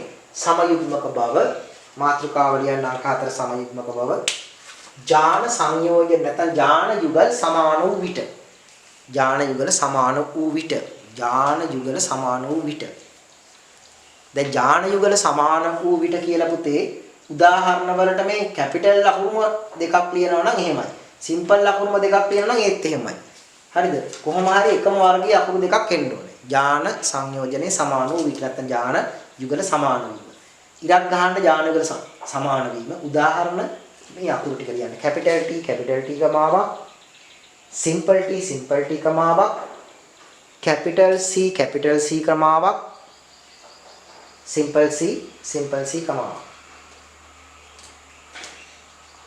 හරි යන්න අංක 5 විෂම යුග්මක බව විෂම යුග්මකයි වෙනස් විෂමයි කියන්නේ වෙනස්නේ සමයි කියන්නේ සමානයි නේ යුග්මය සමානයි යුගල සමානයි විෂමයි වෙනස් යුගල වෙනස් නේ විෂම යුග්මක බව ලියන්න ජාන යුගල එකිනෙකට වෙනස් වීම ජාන යුගල එකිනෙකට වෙනස් වීම මොන මම වෙනස් ජාන යුගල capital Y simple Y capital C simple C capital T simple T ගොඩක් වෙලාවට උස මිටි බව ටෝල් කියන්නේ capital T අකුරු simple T අකුරු එන්නේ දැන් මේකේ වටකුරු බව කියන්නේ capital C simple C එන්නේ මේක කහ බීජ Y capital simple අකුරු එන්නේ. එතකොට ඔයාලා මේ ඒවත් එක්ක නිකන් අදහසක් තියාගෙන capital T simple T capital C simple C capital Y simple Y ඔය ටික ලියා ගන්න. හරි පුතේ දැන් ප්‍රමුඛ ලක්ෂණ නිවිල් ලක්ෂණය. අපි කතා කරන් තියෙන්නේ. දැන් අපි කතා කළා මේ වචන ටික මොනවද රූපානුදර්ශය. මේවා නුහුරු නිසා නිතර කනට ඇහෙන මම මේ කියන රූපානුදර්ශය, පේන හැටි, ප්‍රවේගදර්ශය, වල කියන ඥාන, පරස්පර වෙනස් ලක්ෂණ, සමයුග්මක, ඥාන සමානයි, විෂම යුග්මක, ඥාන වෙනස්. ප්‍රමුඛ ලක්ෂණය කියන්නේ ඇත්තටම ඉස්මතු වෙන ප්‍රමුඛයක්. ප්‍රමුඛ ලක්ෂණය කියන්නේ ඉස්මතු වෙන ලක්ෂණ. ඒක කැපිටල් ලකුණකින් තමයි ලකුණු වෙන්නේ. අපි ප්‍රමුඛය කැපිටල්. නිලීනය කියන්නේ යටපත් වෙන ලක්ෂණය. එයා සිම්පල් ලකුණෙන් යන්නේ. දැන් ප්‍රමුඛ නිලීන දෙන්න එහෙම අපි කිව්වට ප්‍රමුඛ ලක්ෂණය කැපිටල්, නිල ලක්ෂණය සිම්පල්, ප්‍රමුඛ කියන්නේ පේන, නිලීන කියන්නේ යටපත් වෙන අදහස කිව්වට ඇත්තටම හරියටම අපි කතා කරොත් ප්‍රමුඛ ලක්ෂණ කියන්නේ මේ ඥාන සංයෝජනයේ නැත්තම් අපි කියන මේ ඥාන වල එකතුව සමයුග්මක වුණා. ඥාන සංයෝජනයේ විෂම යුග්මක වුවත් අපිට පෙන්වන රූපානුදර්ශය මෙන්න මේකට අපි කියනවා ප්‍රමුඛ ලක්ෂණය කියලා. බලන්න උදාහරණයක්. උස කියන එක capital T සමයුග්මකයි. උස කියන එක capital T simple T. හැබැයි ගහ පෙන්වන්නේ උසමයි. අවස්ථා දෙකේම උස පෙන්වන්නේ. දැන් ඥාන සංයෝජනයේ සමයුග්මක වුණත් ඥාන සංයෝජනයේ විෂම යුග්මක වුවත් පෙන්වන රූපානුදර්ශය එකමයි. ඒක තමයි ප්‍රමුඛ ලක්ෂණය. අපි ගමු තව එකක්. capital C වුණත් capital C simple C වුණත් අපිට පෙන්වන්නේ වටකුරු බීජ. වටකුරු කියලා මම දාන්නකෝ වටකුරු කියන ලක්ෂණය. දැන් අපිට මේ simple C අකුර තියද්දි රැලි බීජෙන්ද තිබුණා. simple T තියද්දි මිටිෙන්ද තිබුණා නෑ එන්නේ. මොකද එයා යටපත් වෙලා තියෙන්නේ. එයා නිලීන වෙලා තියෙන්නේ. එයා ප්‍රමුඛ නෑ. ප්‍රමුඛ මේ capital T අකුර. නිසා capital අකුරක් තියද්දි simple අකුර යටපත් වෙනවා කියන නිකන් අවබෝධයක් තියාගන්න. හේතුව යා නිලීන. එහෙනම් සමයුග්මක අවස්ථාවේදී විෂම යුග්මක අවස්ථාවේදී සමයුග්මක වුණත් විෂම යුග්මක වුණත් පෙන්වන රූපානුදර්ශය තමයි ප්‍රමුඛ ලක්ෂණය කියන්නේ. දැන් අපි සමයුග්මක විෂම යුග්මක කතා කළා. සමයුග්මකයි කියන්නේ ඥාන සංයෝජනේ සමානයි. විෂම යුග්මක වෙනස්. මේ අවස්ථා දෙකෙන් පෙන්වන රූපානුදර්ශය බාහිර රූපේ එකමයි. අපිට පේන්නේ ඇතුලේ හැංගිලා තියෙන්නේ. ඇතුලේ සිම්පල් T එකක් තියෙනවා යටපත් කරන් ඉන්නේ කැපිටල් T. එහෙනම් ප්‍රමුඛ ලක්ෂණය කියන්නේ ඥාන සංයෝජනේ සමයුග්මක උනත් විෂම යුග්මක උනත් පෙන්වන රූපානුදර්ශය. ඒ දෙන්නම් පෙන්වන්නේ උස කියලා තමයි. හැබැයි නිලීන කියන්නේ ළමයි ඒකනේ. නිලීන කියන්නේ සමයුග්මක අවස්ථාවේ පමණයි. සමයුග්මක අවස්ථාවේ කියන්නේ සිම්පල් T තිබ්බොත් විතරයි. එහෙමත් නැත්නම් සිම්පල් C තිබ්බොත් විතරයි. අන්න එතකොට විතරක් පෙන්නනවා නිලීන ලක්ෂණය. මොකද්ද මේ මිටි වටකුරු එක්කලා රැලි සහිත බීජ, රැලි බීජ, මිටි ශාක. දැන් බලන්නකො. ඒතර ඒ වෙලාවේ විෂම යුග්මක නැහැ. සමයුග්මක වෙලාවේ විතරයි පෙන්වන්නේ. විෂම යුග්මක වෙලාවේ මෙතන කැපිටල් T ආව ගමන් උස වෙනවා. කැපිටල් C ආව ගමන් වටකුරු වෙනවා. එහෙනම් සමයුග්මක අවස්ථාවේ පමණක් පෙන්වන රූපානුදර්ශය ඒකට අපි කියනවා නිලීන ලක්ෂණය කියලා. අනිත් වෙලාවියා ප්‍රමුඛය යටපත් කරගෙන හංගගෙන ඉන්නවා. එහෙනම් ආයෙ කියන්නම් ටිකක් අමාරුයි. විභාගේ බයෙන්ට පාර්ථ දැක්වීම අහන්නේ නැහැ. නමුත් තේරුමක් තියෙන්න බෑ වචනයක. ප්‍රමුඛ කියන්නේ ඥාන සංයෝජනේ සමයුග්මකුණත් විෂම යුග්මකුණත් සමයුග්මකුණත් විෂම යුග්මකුණත් පෙන්වන රූපානුදර්ශය. හරි. නිරිය ලක්ෂණය කියන්නේ ඥාන සංයෝජනේ සමයුග්මක වූ විට පමණක් පෙන්වන රූපානුදර්ශය. හරිද? අපි මේ වචන දෙක ලියන්න. මේක තමයි අමාරුම වචන දෙක කියලා මම හිතන්නේ. අපි ඒක සටහන් කරගමු ඉක්මනට. හරි. අපි ලියමු සමයුග්මක ප්‍රමුඛ ලක්ෂණය යටතේ ලියන්න. ප්‍රමුඛ ලක්ෂණය කියලා ලියන්න. සමයුග්මක හෝ විෂම යුග්මක අවස්ථා දෙකේදීම සමයුග්මක හෝ විෂම යුග්මක අවස්ථා දෙකේදීම පෙන්වන රූපානුදර්ශය. සමයුග්මක හෝ විෂම යුග්මක අවස්ථා දෙකේදීම පෙන්වන රූපානුදර්ශය. සමයුග්මක හෝ විෂම යුග්මක අවස්ථා දෙකේදීම පෙන්වන රූපානුදර්ශය. right. දැන් මෙයා සමයුග්මක මෙයා විෂම යුග්මක. හැබැයි දෙකේදීම පෙන්වන එකම රූපානුදර්ශය උස්ස විතරයි. උදාහරණය කියලා පුතේ මේ උදාහරණ දෙක නම් ලියා ගන්න වෙනවා ඊට මදිද මන්දා. මේ දෙක දිගාතර හරිය ලියා ගන්න. capital T simple T දෙකෙන් උස පෙන්නන්නේ. capital C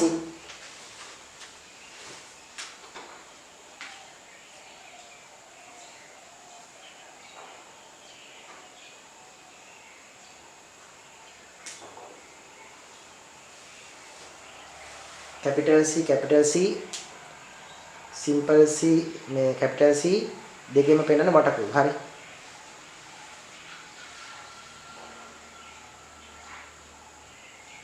right. ඊළඟට යන පුතේ නිලීන ලක්ෂණයට ලියන්න. සමයුග්මක අවස්ථාවේ පමණක් පෙන්වන රූපානුදර්ශය. එයා යටපත් වෙලා ඉන්නේ සිම්පල් ලකුණ කියලා අදහසක් ඔළුවේ තියාගන්න. සමයුග්මක අවස්ථාවේ පමණක් පෙන්වන රූපානුදර්ශය. ඥාන සමයුග්මක අවස්ථාවේ ඥාන සංයෝජනේ සමයුග්මක කියවත් කමක් නැහැ. සමයුග්මක අවස්ථාවේ පමණක් පෙන්වන රූපානුදර්ශය.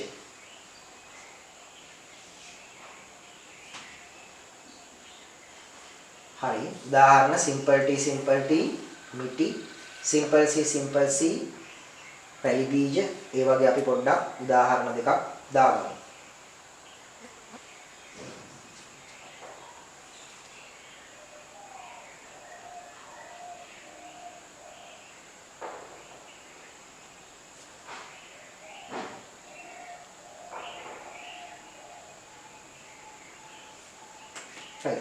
දැන් යම් පුතේ අන්තිම කොටසට ඔගේ තව වචනයක් අන්තිම එක තියෙනවා. ඒක දැන් මම මෙතන මකලා ලියන්නම්. ඔයාලා මේක ලියන්න ඇති. දැන් ලියන්න අන්තිම වචනේ නුමුහුන් ශාක. දැන් නුමුහුන් කියන ලක්ෂණයත් අපි කලින් කිව්වා ආයෙ කතා කරනවා කියලා නුමුහුන්.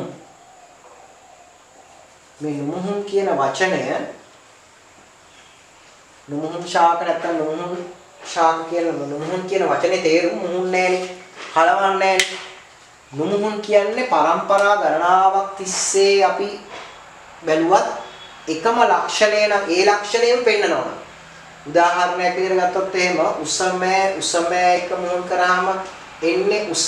ඒ උස දෙන්නත් මුහුන් කරපුවාම එන්නේ උස. ඒන පරම්පරාවක් මුහුන් කරලා උස. පරම්පරා ගණනාවක් තිස්සේ එකම ලක්ෂණය දිගින් දිගටම පෙන්වනවා නම් ඒක කලවන්නේ. කලවම් වුණොත් වෙන එකක් මතුවෙනවා, මිටි මතුවෙනවා. ඒකට අපි කියනවා නුමුහුන් ලක්ෂණයක් කියලා. දැන් අර ඔයාලට මතක ඇති අපි කතා කළා මෙන්ඩල්ගේ පරීක්ෂණයේ මෑෂාක යොදා ගන්න හේතු. ඒක හේතුවක් තමයි මෙන්න මේ ප්‍රතිවිරුද්ධ නැත්තම් පරස්පර ලක්ෂණ පැහැදිලිව පේනවා. ඒක මම අර දැක්කුවා මොකද්ද පරස්පර කියන්නේ. ආයෙ මම එතනදී කිව්වා නුමුහුන් ශාක ලෙස හඳුනා ගන්න තියෙනවා පහසුවෙන් මෑ ශාක නුමුහුන් ශාක හඳුනා ගන්න පුළුවන් කියලා.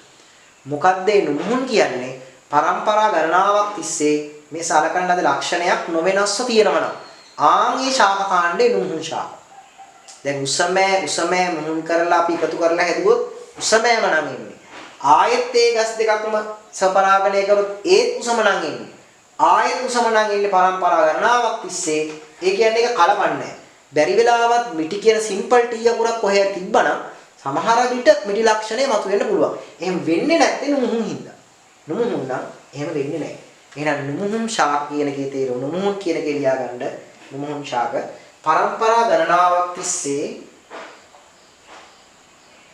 පරම්පරා ගණනාවක් තිස්සේ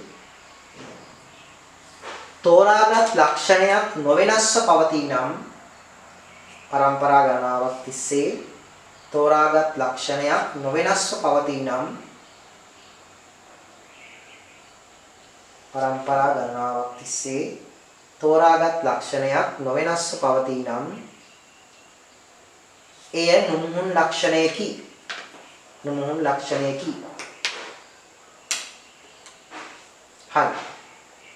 ඉලක් ගහන්න නොවෙනස්ව පවතී. නොවෙනස්ව පවතී යටින් ඉලක් ගහන්න ප්‍රමුඛ එකේ ඉලක් ගහන්න සමයුග්මක විෂම යුග්මක අවස්ථා දෙකේදීම යටින් නිලීන එකේ ඉලක් ගහන්න සමයුග්මක අවස්ථාවේදී පමණක් කියන එක යටින් නිලීන එකේ ඉලක් ගහන්න සමයුග්මක අවස්ථාවේ පමණක් කියන එක යටින් ප්‍රමුඛ එකේ ඉලක් ගහන්න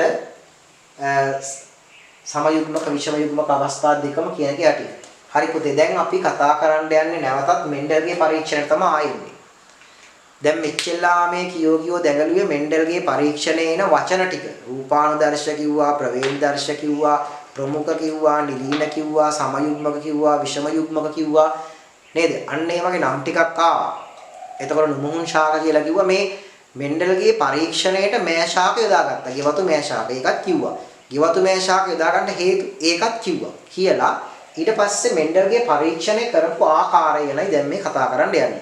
ඒ මෙන්ඩල්ගේ පරීක්ෂණය කරපු ආකාරය කතා කරන්න යද්දී අර කියපු වචන ටික ඔක්කොම එනවා.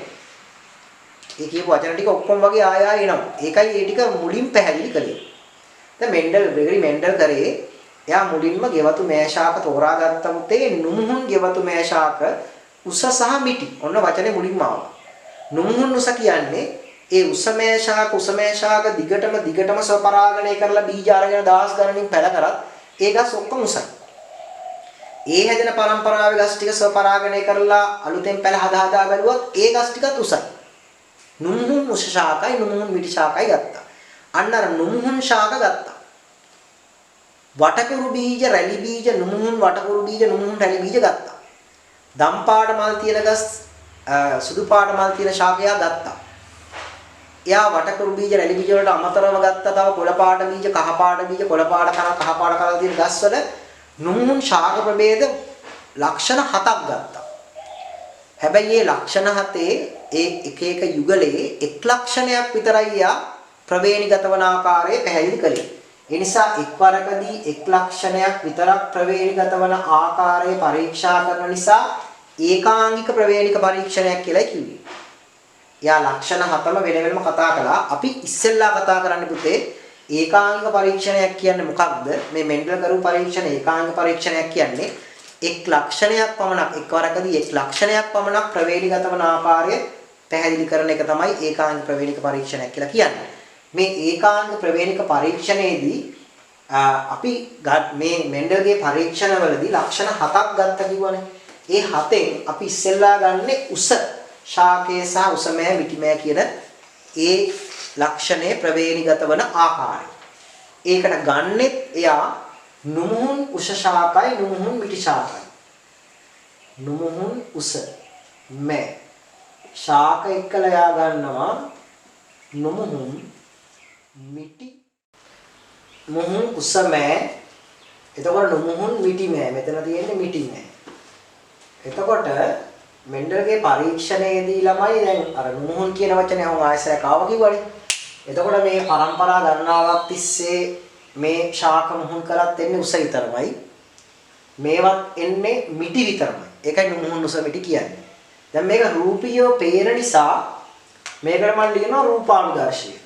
මේක තමයි රූපීයව පේන හැටි. ඒ නිසා ඔන්න රූපානුදර්ශය තමයි මම ලියන්නේ. මොකද්ද ලියන්නේ? මුහුන් උස මිටි. උස මිටි කියන්නේ රූපානුදර්ශය. ඕකේ තියෙනවා මේක දෙමෝපිය නිසා පේරන්ට්ස් නිසා අපි පළවෙනි එකට P කියලා දානවා. ඕකේ ඔයාලගේ සටහනේ තියෙනවා P කියන්නේ පේරන්ට්ස් දෙමෝපියෝ. ඊට පස්සේ පළමු පරම්පරාව F1 පරම්පරාව F1 කියලා ගන්නවා අපි. ඔයාලගේ F1 පරම්පරාව කියලා උතන තියෙනවා F1 කියලා. මේ F1 පරම්පරාවේ නැත්තම් මේ නුමුහුන් උසමෑ නුමුහුන් මිටිස මෑ මුහුන් කරනවා. ඒ කියන්නේ එක්කෙනෙක්ගේ කලංකයක එක්කෙනෙක්ගේ පරාග එකතු කරනවා. මේ එකතු කරන්නේ එතකොට මෙතනදි වෙන්නේ පරපරාගණය. ඇයි ගස් දෙකක් ගන්නම වෙනවා. උස ගහයි මිටි ගහයි. ගස් දෙකක් ගන්න නිසා මෙතන අනිවාර්යෙන් සිද්ධ වෙන්නේ පරපරාගණයක් කරනවා එයා. මෙන්ඩල් පරපරාගණයක් කරනවා. එතකොට ඔන්න පළමු පරම්පරාව ගන්නෙ මොන පරාගණයෙන්ද කියලා කිව්වොත් පරපරාගණය. ගන්නේ ගත්තේ මොන වගේ ශාකද? නුමුහුන් උස ශාකයි නුමුහුන් මිටි ශාකයි. දැන් මම කියන්නේ ලක්ෂණ 7කට යා පරීක්ෂණ කළා කියලා. එතකොට වටකුරු නුමුහුන් වටකුරු බීජ. නුමුහුන් රැලි බීජ. ඒ තියෙන ගස්වල මල් පරපරාගණය කරලා F1 පරම්පරාව ගන්න. ඊළඟට නුමුහුන් කොළ බීජ. නුමුහුන් කහ බීජ. ඒගොල්ලෝ පරපරාගණය කරලා F1 පරම්පරාව ගන්න. නුමුහුන් කොළ කරල් බීජ. කොළ කරල්. නුමුහුන් කහ කරල්. පරපරාගණය කරලා ගන්න. නුමුහුන් දම් පාට මල්. නුමුහුන් සුදු පාට මල් තියෙන ශාක පරපරාගණය කරලා ගන්න. නමුත් එකවරකදී එක් ලක්ෂණයක් විතරක් සලකන නිසා අපි ඒකට කිව්වා ඒකාංග මුහුම. ඒකාංග ප්‍රවේණික පරීක්ෂණයක්. දැන් මේකේ එක ලක්ෂණයක් අපි ගන්නවා උස මිටි බව නැත්තම් ශාකයක උස කියන ලක්ෂණය. එතකොට උස සහ මිටි කියන කෙනා එක ලක්ෂණයක්නේ. ඒක උස මිටි කියලා දෙකක් ගත්තට උස බවනේ. එතකොට මේක ඒකාංග මුහුණ. එහෙම නැත්තම් එක් ලක්ෂණයක් විතරක් ප්‍රවේණිගත වන ආකාරයේ පිළිබඳව කරන පරීක්ෂණ. දැන් එයා මේ P නැත්තම් දෙමව්පිය උසමි මෑශාක මිටි මෑශාක මුහුන් කරාම මුලින් හැදෙන F1 නැත්තම් පළමු පරම්පරාවේ සියල්ල උස මෑශාක කියලා එයා දැක්කා. සියල්ල උස මෑශාක කියලා එයා දැක්කා. ඊට පස්සේ මෙන්න මේ F1 පරම්පරාවේ දෙන්නේ එයා මුහුන් කරනවා. එතකොට බලන්න F1 පරම්පරාව වැඩි කිරීම F1 කියන්නේ මේ උස නෙමෙයි. මේ උස. දැන් මෙතන උස මේ උසයි සමාන නැහැ. මොකද මේගොල්ලෝ නුමුහුන් උස, මේගොල්ලෝ මුහුන් වෙච්ච උස ගස්. එතකොට F1 පරම්පරාවේ උසමෑ ශාක දෙකක් මෙන්න මේ විදිහට උසමෑ කියන්නේ එකම ශාකය නිසා එයා දෙවෙනි පියවරේදී ගත්තේ පරපරාගණයක් නෙමෙයි මොන පරාගණයේද? ස්වපරාගණයක ස්වභාවයෙන්මත් වෙනවා. දැන් පළවෙනි F1 පරම්පරාව ගත්තේ මොන පරාගණයෙන්ද? පරපරාගණය. ඒ ආපු මෑ ශාක සියල්ලම උස නැත්තම් 100%ක් උස. ඊළඟට ඒ හඳුනු උසමෑ කියන්නේ මේගොල්ලෝ නෙමෙයි. නුමුහුන් උස නෙමෙයි. මුහුන් වෙච්ච උසමෑ ගස් දෙකක් එයා මුහුන් කරනවා ස්වපරාගණය කරනවා.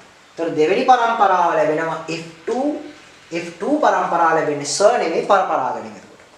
ඒ ලැබෙන ගසුත් ඔක්කොම උස නිසා එයා කල්පනා කරනවා අපිටවත් හිතෙනවා දැන් මෙතන මේ උසමෑ ආපු එකේ මෙතෙන්ට උසමෑ ශාක දෙකක්ම ආපු එකේ මේ ඔක්කොම උස නිසා අපිට හිතෙනවා මෙතන උස එයි කියලා ඔක්කොම. නමුත් මෙතන රූපානුදර්ශය නොහිතන විදිහට උසමෑ ශාක තුනකට මිටිමෑ ශාක එකක් කියන්නේ.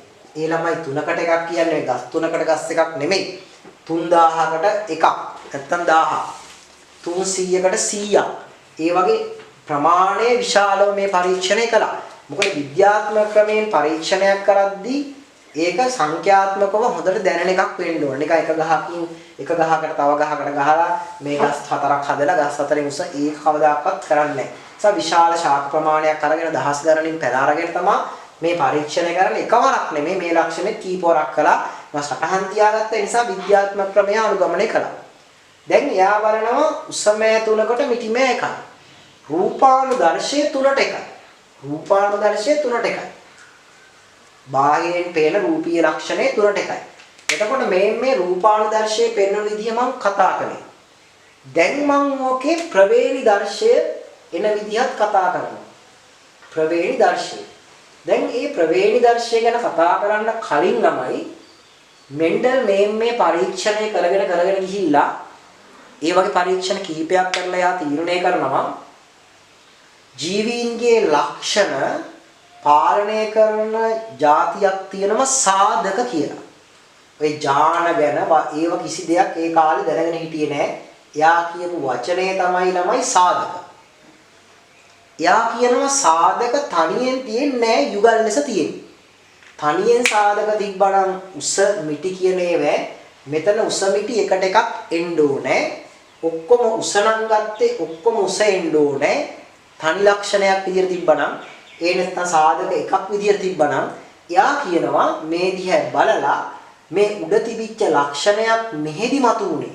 දැන් මෙතනත් නැතුව මෙතනදි මතුුනේ මේ ලක්ෂණය මෙතෙන්ට ආවේ මේ ජීවින්ගේ ලක්ෂණ පාලනය කරන සාධක තනියම නෙමෙයි කොහොමද තියෙන්නේ යුගල් ලෙස.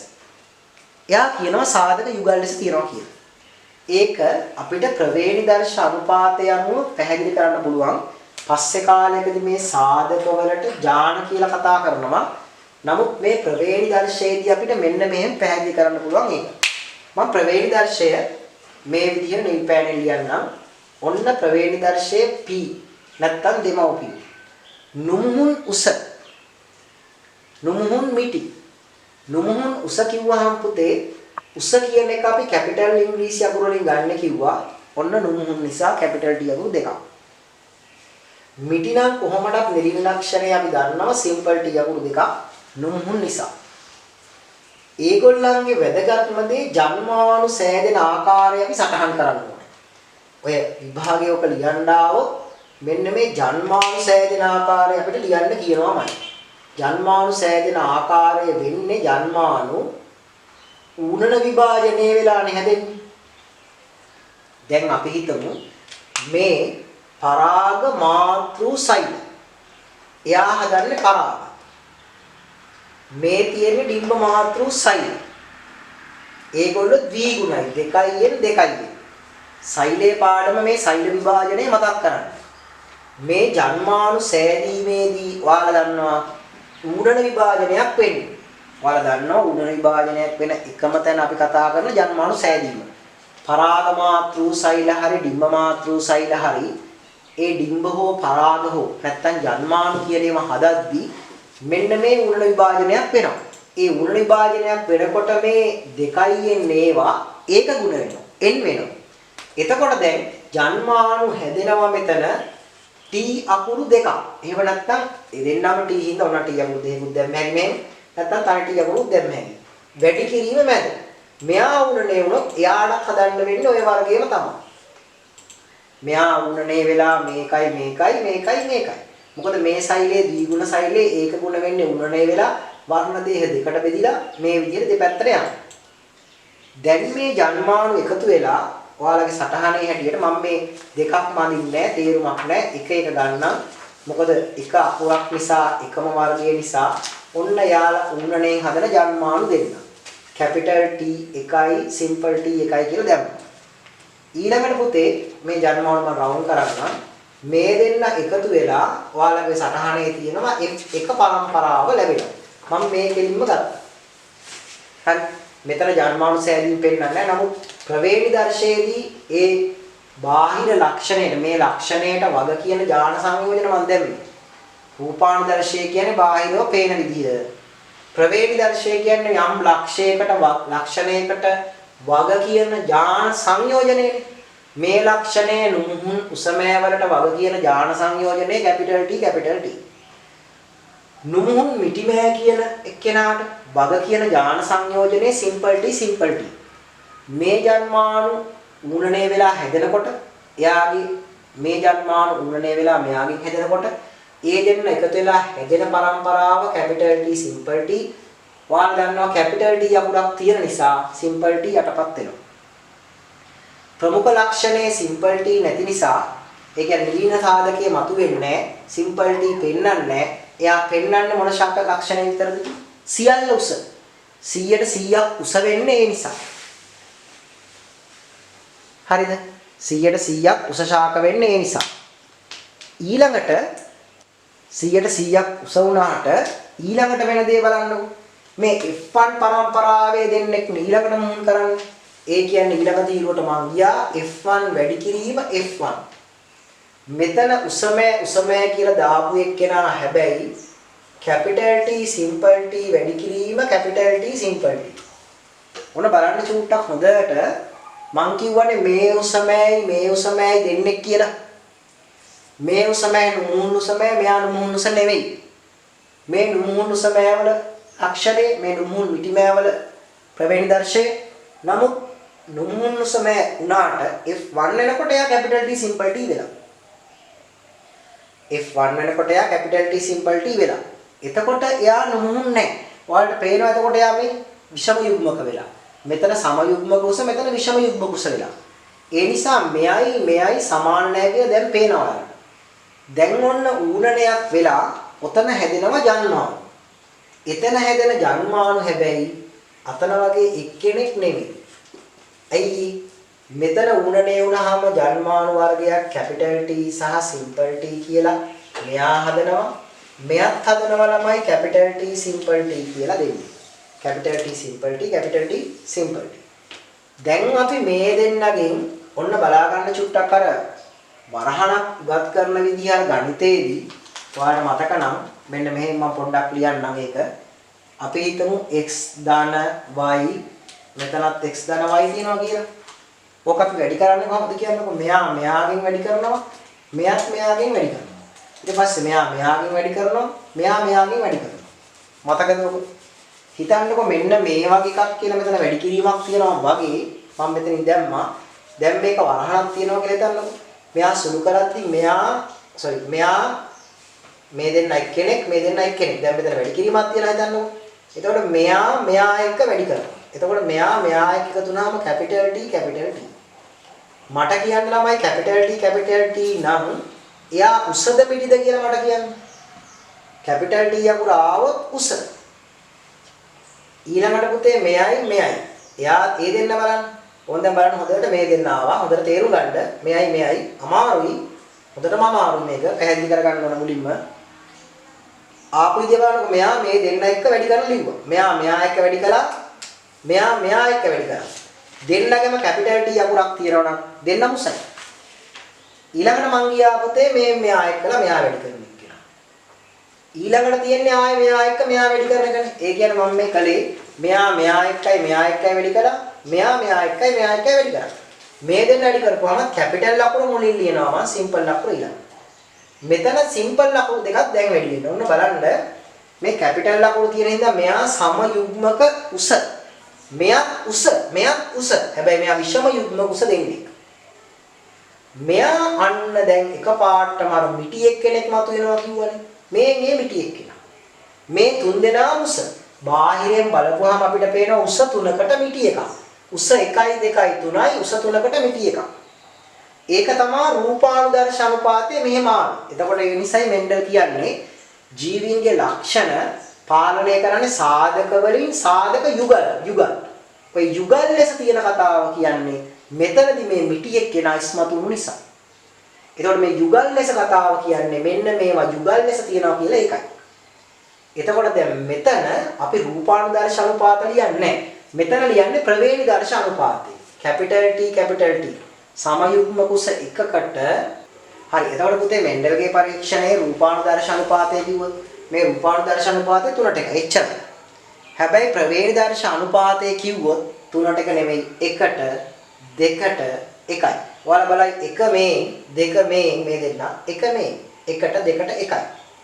සමයුග්මක උස 1යි විෂම යුග්මක උස 2යි සමයුග්මක මිටි 1යි 1ට 2ට 1යි. මෙතන ඒවා පේන්නේ මෙතන පේන්නේ උස 3යි මිටි 1යි. මොකද ඒක බාහිර රූපේ. මෙතන පේන්නේ ප්‍රවේණි දර්ශකය. ඒක පේනවා ඇතුලේ තියෙන ඥාන සංයෝජනයක්. හරි දැන් ඔක ලේසි නෑ කියලා මට තේරෙනවා පුතේ. නැවත සැරයක් මම ඒ නිසා කියනවා. අහගන්නකෝ දැන් මෙන්ඩල්ගේ පරීක්ෂණයේදී එයා භාවිතා කළේ ගෙවතු මේෂාක. එහෙම භාවිතා කරන්න හේතු වෙච්ච කාරණා ටික කලින් කිව්වා. වගාව පහසුයි. ඒකම යාගේ පැහැදිලිව පරස්පර ලක්ෂණ පේනවා. පරම්පරා ගණනාවක් ඒ ලක්ෂණේ දිගටම ජනිතයෙන් ගෙනියන්න පුළුවන්. ඉක්මනින් වගා කරන්න පුළුවන්. වගා කිරීම පහසුයි. ඔය ගොඩක් ඒවා කිව්වා. නුමුහුන් ශාක ලෙස ගන්න පුළුවන් කියන එකත් කිව්වා. ඒ අනුව මෙන්ඩල් ලක්ෂණ 7ක් ප්‍රවේණිගත වන ආකාරය පරීක්ෂා කළා. ඒ තමයි බීජවල වර්ණය, පුෂ්පවල වර්ණය, බීජවල හැඩය, කරල්වල වර්ණය, ඒකම පුෂ්ප පිපෙන ස්ථාන, අග්‍රස්තේ පාර්ශ්වික බව, ගහේ උසමිටි බව කියලා ලක්ෂණ 7ක්. හැබැයි ඒකාංග මුහුන් පරීක්ෂණයක් තමයි කරේ. ඒකාංග පරීක්ෂණයක් කියන්නේ එක ලක්ෂණයක් විතරයි මේ යුගලකින් එයා හඳුනාගත්තේ. එකවර පරීක්ෂා කරේ එක් ලක්ෂණයක් විතරයි. දැන් මේ උස මිටි කිව්වට උස කියන ලක්ෂණය තමයි මේ අපි එකක් කියලා සලකන්නේ. එක වරකදී එක ලක්ෂණයක් ප්‍රවේණිගත වන ආකාරය සලකපු හින්දා අපි කියනවා එකට ඒකාංගික ප්‍රවේණික පරීක්ෂණයක් කියලා. දැන් එයා කරපු පරීක්ෂණය කතා කරන්න යන්නේ. එයා ගත්තා නුමුහුන් උසමෑ ශාකයි නුමුහුන් මිටිමෑ ශාකයි. අරගෙන වරලා ඒගොල්ලෝ යා පරපරාගණයක් කළා. පරපරාගණයක් කරලා ඒ බීජ පැල කරලා වතුර දාලා ඔක්කොම කරලා කල් තියලා බලන් ඉඳපුවාම ඔක්කොම උසමෑ ශාක හැදුනේ. 100% උසමෑ කියන්නේ ඒකයි. ඊට පස්සේ යා කරේ මොකද්ද? ඒ ආපු පරම්පරාවේ F1 කියලා නම් කළා. F1 පරම්පරාවේ ගස් දෙකක්. ඒ කියන්නේ F1 පරම්පරාවේ උසමෑ ශාක දෙකක් මුහුන් කළා. ස්වපරාගණය කළා. ස්වපරාගණය කරනවා කියන්නේ ඒ මලේ පරාග ඒ මලෙන් වට්ටන එකනේ. දැන් එතකොට එක උසමෑ ශාකයක් තිබ්බනම් ඇති උතෙන්ට. උසමෑ කියලා අපි දාලා තියෙන්නේ හේතුව තමයි දැන් ජන්මාණු ගැහැණු පිරිමි දෙකක් එපෙයි. ඒ නිසා. ඒගොල්ලෝ ස්වපරාගණය කළාට පස්සේ එයා දැක්ක 3කට 1. එක පාට මිටි එකක් මතුවෙනවා. ඒ රූපානුදර්ශ අනුපාතය 3ට 1යි. මේ මිටි එකක් මතුවෙන්න හේතුව මොකද්ද කියලා ආපස්ස හිතලා බලනකොට එයා කියනවා ජීවීන්ගේ ලක්ෂණ පාලනය කරන්නේ සාධක වලින්. එයා කිව්වේ එහෙමයි. ඥාන නෙමෙයි. ඒව වැරදි. එහෙම ලියන්න හොඳ නැහැ. සාධක වලින්. සාධක තියෙන යුගල් ලෙස කියලා කිව්වා. මෙන්න මේ වෙනස නිසා මෙතන නැති ලක්ෂණයක් මෙතන මතුවෙච්ච නිසා එයා කල්පනා කර ගියා යුගල් ලෙස තියනවා කියලා. මේ සාධක යුගල් අපි ගත්ත මේ විදිහට. උස නිසා T අකුරු ගත්තේ ටෝල් කියන්නේ. උස එක්කෙනාට ගත්තේ කැපිටල් T. මිටි බවට ගත්තේ සිම්පල් T. එතකොට නුමුහුන් උසමෑ කිව්ව ගමන් එයාගේ ප්‍රවේණි දර්ශකය කැපිටල් T. මිටි නම් සිම්පල් T. මේගොල්ලෝ ඌනණේ වෙලා ජන්මාණු සෑදෙනවා. මෙයාට හදන්න පුළුවන් එකම ජන්මාණු වර්ගයේ T කැපිටල් විතරයි. මෙයාට හදන්න පුළුවන් සිම්පල් T විතරයි. දෙකක් තියෙනවා. නමුත් ඔක්කොම එකම වර්ගය. Capital T, simple T. ඌනණේ වෙලා හදන ජන්මාණු එකතු වෙලා හැදෙනවා පරපරාගණයෙන්. මෙන්න මේ F1 පරම්පරාව. ඔයාලා බලන්න F1 පරම්පරාවේ සියල්ල උසමෑ තමයි පෙන්වන්නේ.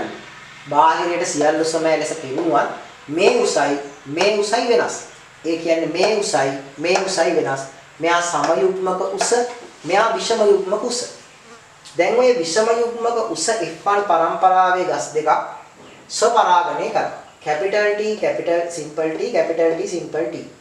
ඌනණයකට හැදෙන ජන්මාණු රටාව බලන්නකො.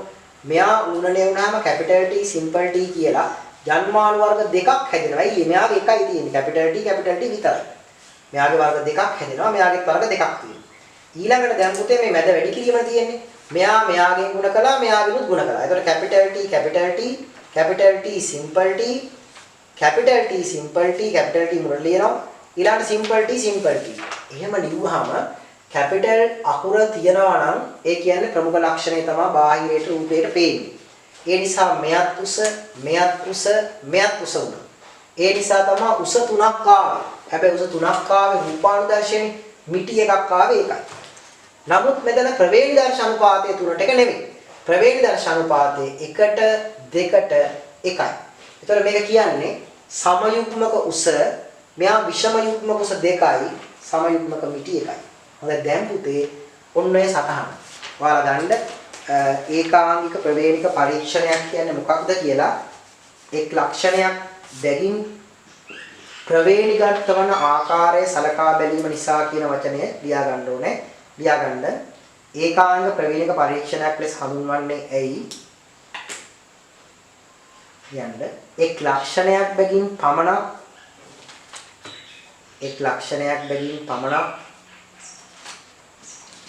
ප්‍රවේණිගත වන ආකාරය සලකා බැලීම නිසා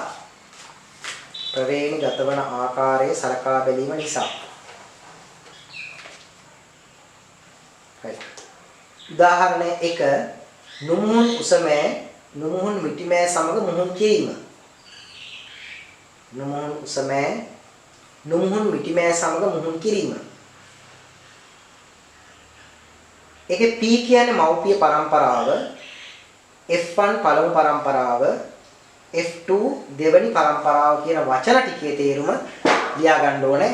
P කියන්නේ මව්පිය පරම්පරාව, F1 පළමු පරම්පරාව, F2 දෙවනි පරම්පරාව. හරි. දැන් පුතේ යන්න පිටු අංකය 3. පිටු අංකයේ 3 මෙන්න මේ ටික සම්පූර්ණ කරගන්න. හරි. සම්පූර්ණ කරගන්නවා. උසමිටි බව කැපිටල් T සිම්පල් T වලින් කරනවා පෙන්නනවා කියන එක දැන් ඔයාලා දැනගන්න ඕනේ. මේක සම්පූර්ණ කරගෙන යටින් තියෙනවා පුතේ අනුපාත ටික. රූපානුදර්ශ අනුපාතය කියලා මේකට ලියන්න. මෙයා ප්‍රවේණි දර්ශ කියලා ලියන්න. ලියන්න දෙයක් නැහැ. දැන් මෙතන උඩින් ලියවිලා තියෙනවා. නමුත් මේ රූපානුදර්ශ අනුපාතය නෙමෙයි ලියන්නේ. රූපානුදර්ශ අනුපාතය මෙතන ලියන්නේ ප්‍රවේණි දර්ශය. ප්‍රවේණි දර්ශ අනුපාතය. ඒකත් ලියාගන්න. ලියාගෙන නිරීක්ෂණ නිගමනය මම කියලා දෙන්නම්. ඉක්මනින් මේ ටික සම්පූර්ණ කරගන්න. වෙලාවක් නම් කියලා මම දෙන්නේ නැහැ පුතේ. වීඩියෝ එක ප්ලේ වෙන එක නතර කරලා හරි ඔයාලා වැඩි කරගන්න. එහෙනම් වෙලාවක් දෙන්න අමාරුයි උකට.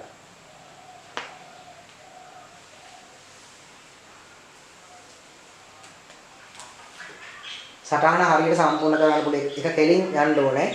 රූපාවදර්ශය ප්‍රවේණි දර්ශය මම පැහැදිලිව තියෙනවා ටියුට් එකේ නම්. ටියුට් එක නැති කෙනෙක් ඉන්නවනම් සටහන ලියා ගන්න පුළුවන් ඉක්මනින්. අනුපාතය 3ට 1යි රූපාවදර්ශකය. ඊළඟ ප්‍රවේණි දර්ශ අනුපාතය 1ට 2ට 1යි.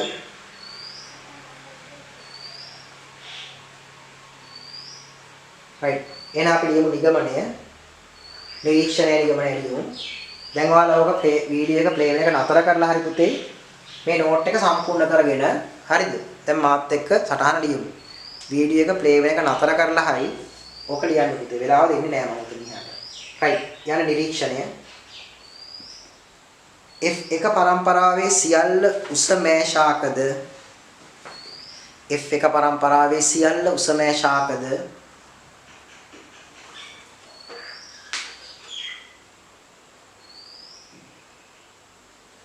F2 පරම්පරාවේ සියල්ල මිටි මෑ ශාකද වීම. F2 පරම්පරාවේ සියල්ල මිටි මෑ ශාකද වීම.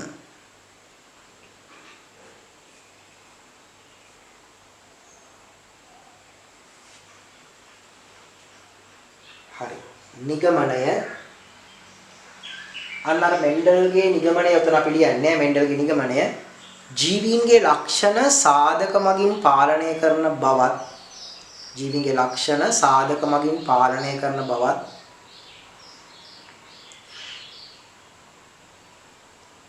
එම සාධක යුගල් ලෙස පවතින බවත්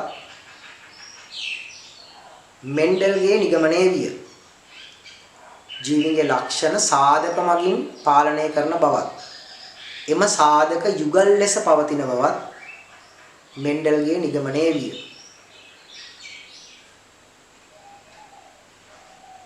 හරි. සාධක යුගල් යටිනුයි සාධක මගින් පාලනය වන බවයි යටිනුයි ඉරක් ගන්න. සාධක වලින් පාලනය වීමයි සාධක යුගල් ලෙස පවතී යටිනුයි ඉරක් ගන්න. හොඳයි පුතේ. ඔය එක්කම ප්‍රශ්නයක් තියෙනවා පල්ලෙහැයින්. ඒ ප්‍රශ්නය ඔයාලා උත්තර ලියන්න ඕනේ. මම ප්‍රශ්නේ ඉක්මනින් කියන්නම්. ප්‍රශ්න එකක් නෙවෙයි ප්‍රශ්න දෙකක් තියෙනවා. ප්‍රශ්න දෙකක් තියෙනවා. මම පළවෙනි ප්‍රශ්නේ කියන්නම්. මෑ ශාකයක දැන් අර අනිත් ලක්ෂණයක් අරන් තියෙනවා පුතේ. කොළයි කහයි කියලා වර්ණ දෙකක් තියෙනවා මෑ ශාකයක. ඒකෙන් මුහුන් ශාක මුහුමක් කළා F2 පරම්පරාව රූපානුදර්ශ අනුපාතයේ කොළ කරල් 428යි කහ කරල් 152යි කොළ කැපිටල් G කහ සිම්පල් G ලෙස ගන්න කියලා තියෙනවා. මෑ ශාකයේ කරල් කොළ හා කහ ලෙස වර්ග දෙකකි. නුමුහුන් ශාක මුහුමකදී නුමුහුන් කහ කොළ ශාක කියලා පොඩ්ඩක් ලියාගන්න එකේ. මෑ ශාක දෙකයි කොළ සහ කහ කරල් තියෙන වර්ග දෙකයි. නුමුහුන් කහ සහ කොළ කරල් ශාක මුහුමකදී F2 පරම්පරාවේ රූපානුදර්ශ අනුපාතයේ කොළ කරල් 428කට කහ කරල් 152යි. දැන් මම පුතේ මේක මහනවා.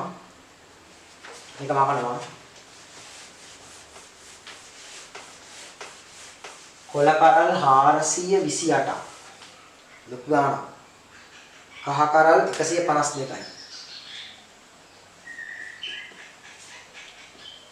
කහ 152යි.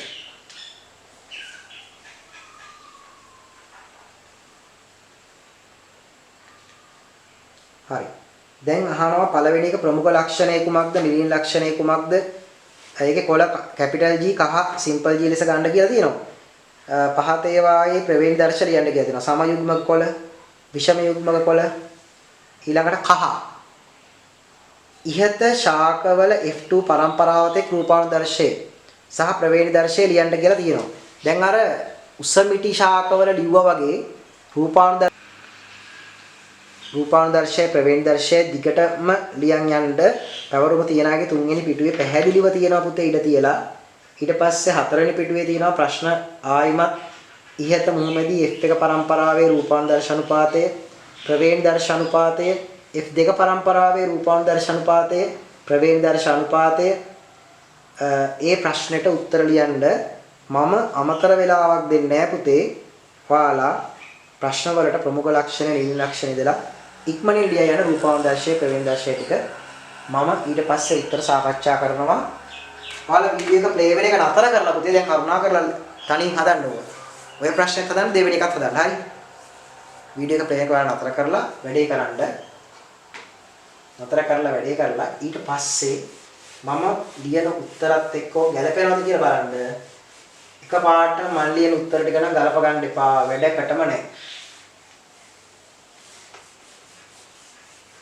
හරි.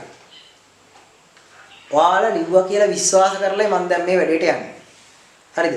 ඔයාලා ලිව්වා කියලා විශ්වාස කරලා මම මේ වැඩේට යන්නේ. දැන් මෙන්ඩල්ගේ පරීක්ෂණයක කරල් වර්ග දෙකක් ගැන කියනවා මේ ශාකවල කොළ සහ කහ. මේ කොළ කරල් කියනවාගේ කැපිටල් G කියලා ගන්නලු, කහ කරල් සිම්පල් G කියලා. කහ කියන වර්ණේ සිම්පල් G කියලා ගන්නලු. ඒක කොහොමද වර්ණය තමයි මේකේ සලකපු ලක්ෂණය. එතකොට මේ වර්ණය කියන එක ලක්ෂණයක් සලකපුවාම ඒකේ කොළ කියන එක කැපිටල් G කියලා ගන්න හේතුව එයා ප්‍රමුඛ හින්දා අපිට පේනවා 428කට 152යි. ආසන්නව 3ට 1 තමයි අනුපාතය. දැන් 450ක් එන්න ඕනේ. නමුත් ආසන්නව 3ට 1 අනුපාතයට මේ දෙන්නගේ සම්බන්ධයක් තියෙනවා. ඒ කියන්නේ මේකෙදි කියනවා F1 පරම්පරාවේ ශාක මුහුන් කරලා ගත්ත F2 ඒවා තමයි මේ තියෙන්නේ. හරිද? ඒතර F2 පරම්පරාවේ 3ට 1 අනුපාතයක් එන්නේ. අනුපාතයේ කොළ කරල් 428කට කහ ඔය ප්‍රමාණයක් එන්නේ අනිවාර්යෙන් කොළ කරල් වැඩියෙන් හැදෙන්න හේතුව කොළ කියන කෙනා ප්‍රමුඛයි කැපිටල් G, කහ කියන කෙනා නිලීනයි සිම්පල් G. එයා දෙවෙනි පරම්පරාවේ තමයි මතුනේ. දැන් ඕක සිද්ධ වෙච්ච හැටි රූපානුදර්ශ අනුපාතයේ ප්‍රවේණ දර්ශ අනුපාතයේ අරගෙන මම පැහැදිලි කරන්නම් මේ විදිහට. ඉස්සෙල්ලාම දැන් බලන්න ඔන්න කොළ කරල්. හැබැයි ඒක නුහු.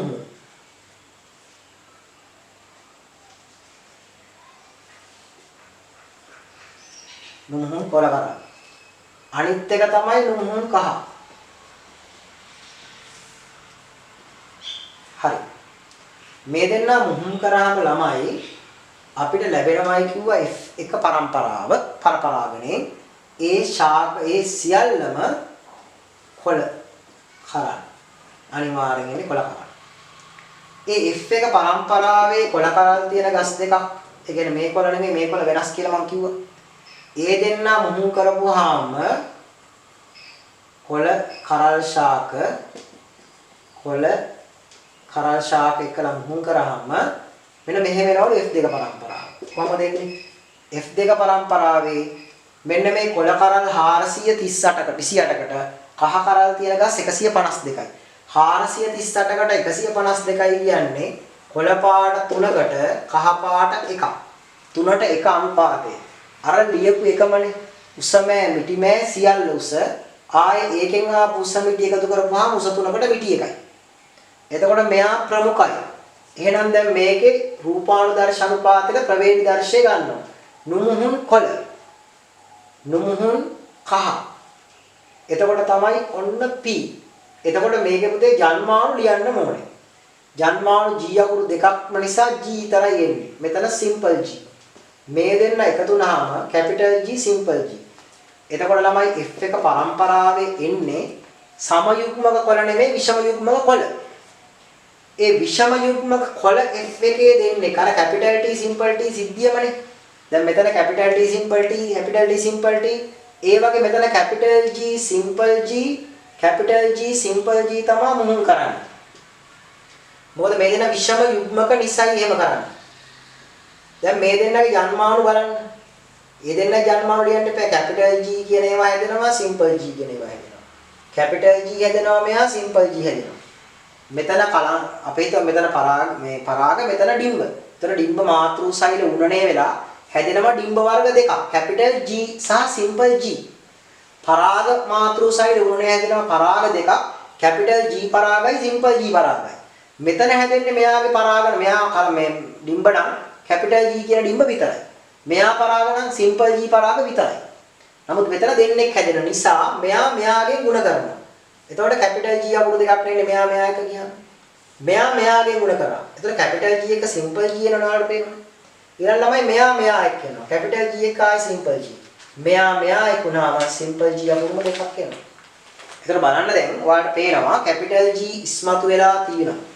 capital G ඉස්මතු වෙලා තියෙන නිසා මේ තුන් දෙනාම කොළ පාට green කොළ. එතකොට කොළ තුනක් එනවා රූපානුදර්ශී.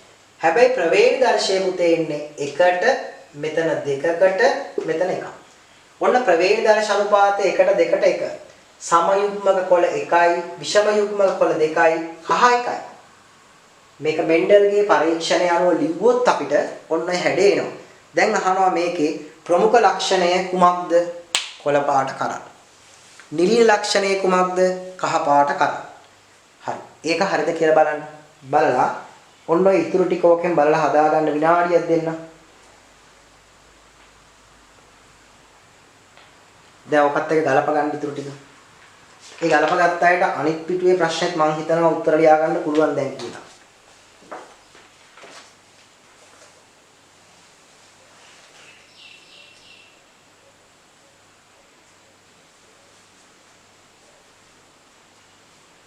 නුමුහුන් කොළ නුමුහුන් කහ සියල්ල කොළ 100%ම කොළ කරල්ල 100% දාගන්න 100% කොළ ඊට පස්සේ කොළ කරල් කහ කරල් එකතු වුණාම 78 25යි 175යි මෙතන 125යි තුනට එකයි ඊට පස්සේ මෙන්න ප්‍රවේණිදර්ශ අනුපාත සමයුග්මක අනිවාර්යෙන් කොළ වෙන්න ඕනේ එතකොට capital G නුමුහුන් කියන්නේ නුමුහුන් කහ කියන්නේ simple G ඒ දෙන හතර ජන්මාණු ජන් කියලා ලියලා තියෙන එක ජන්මාණු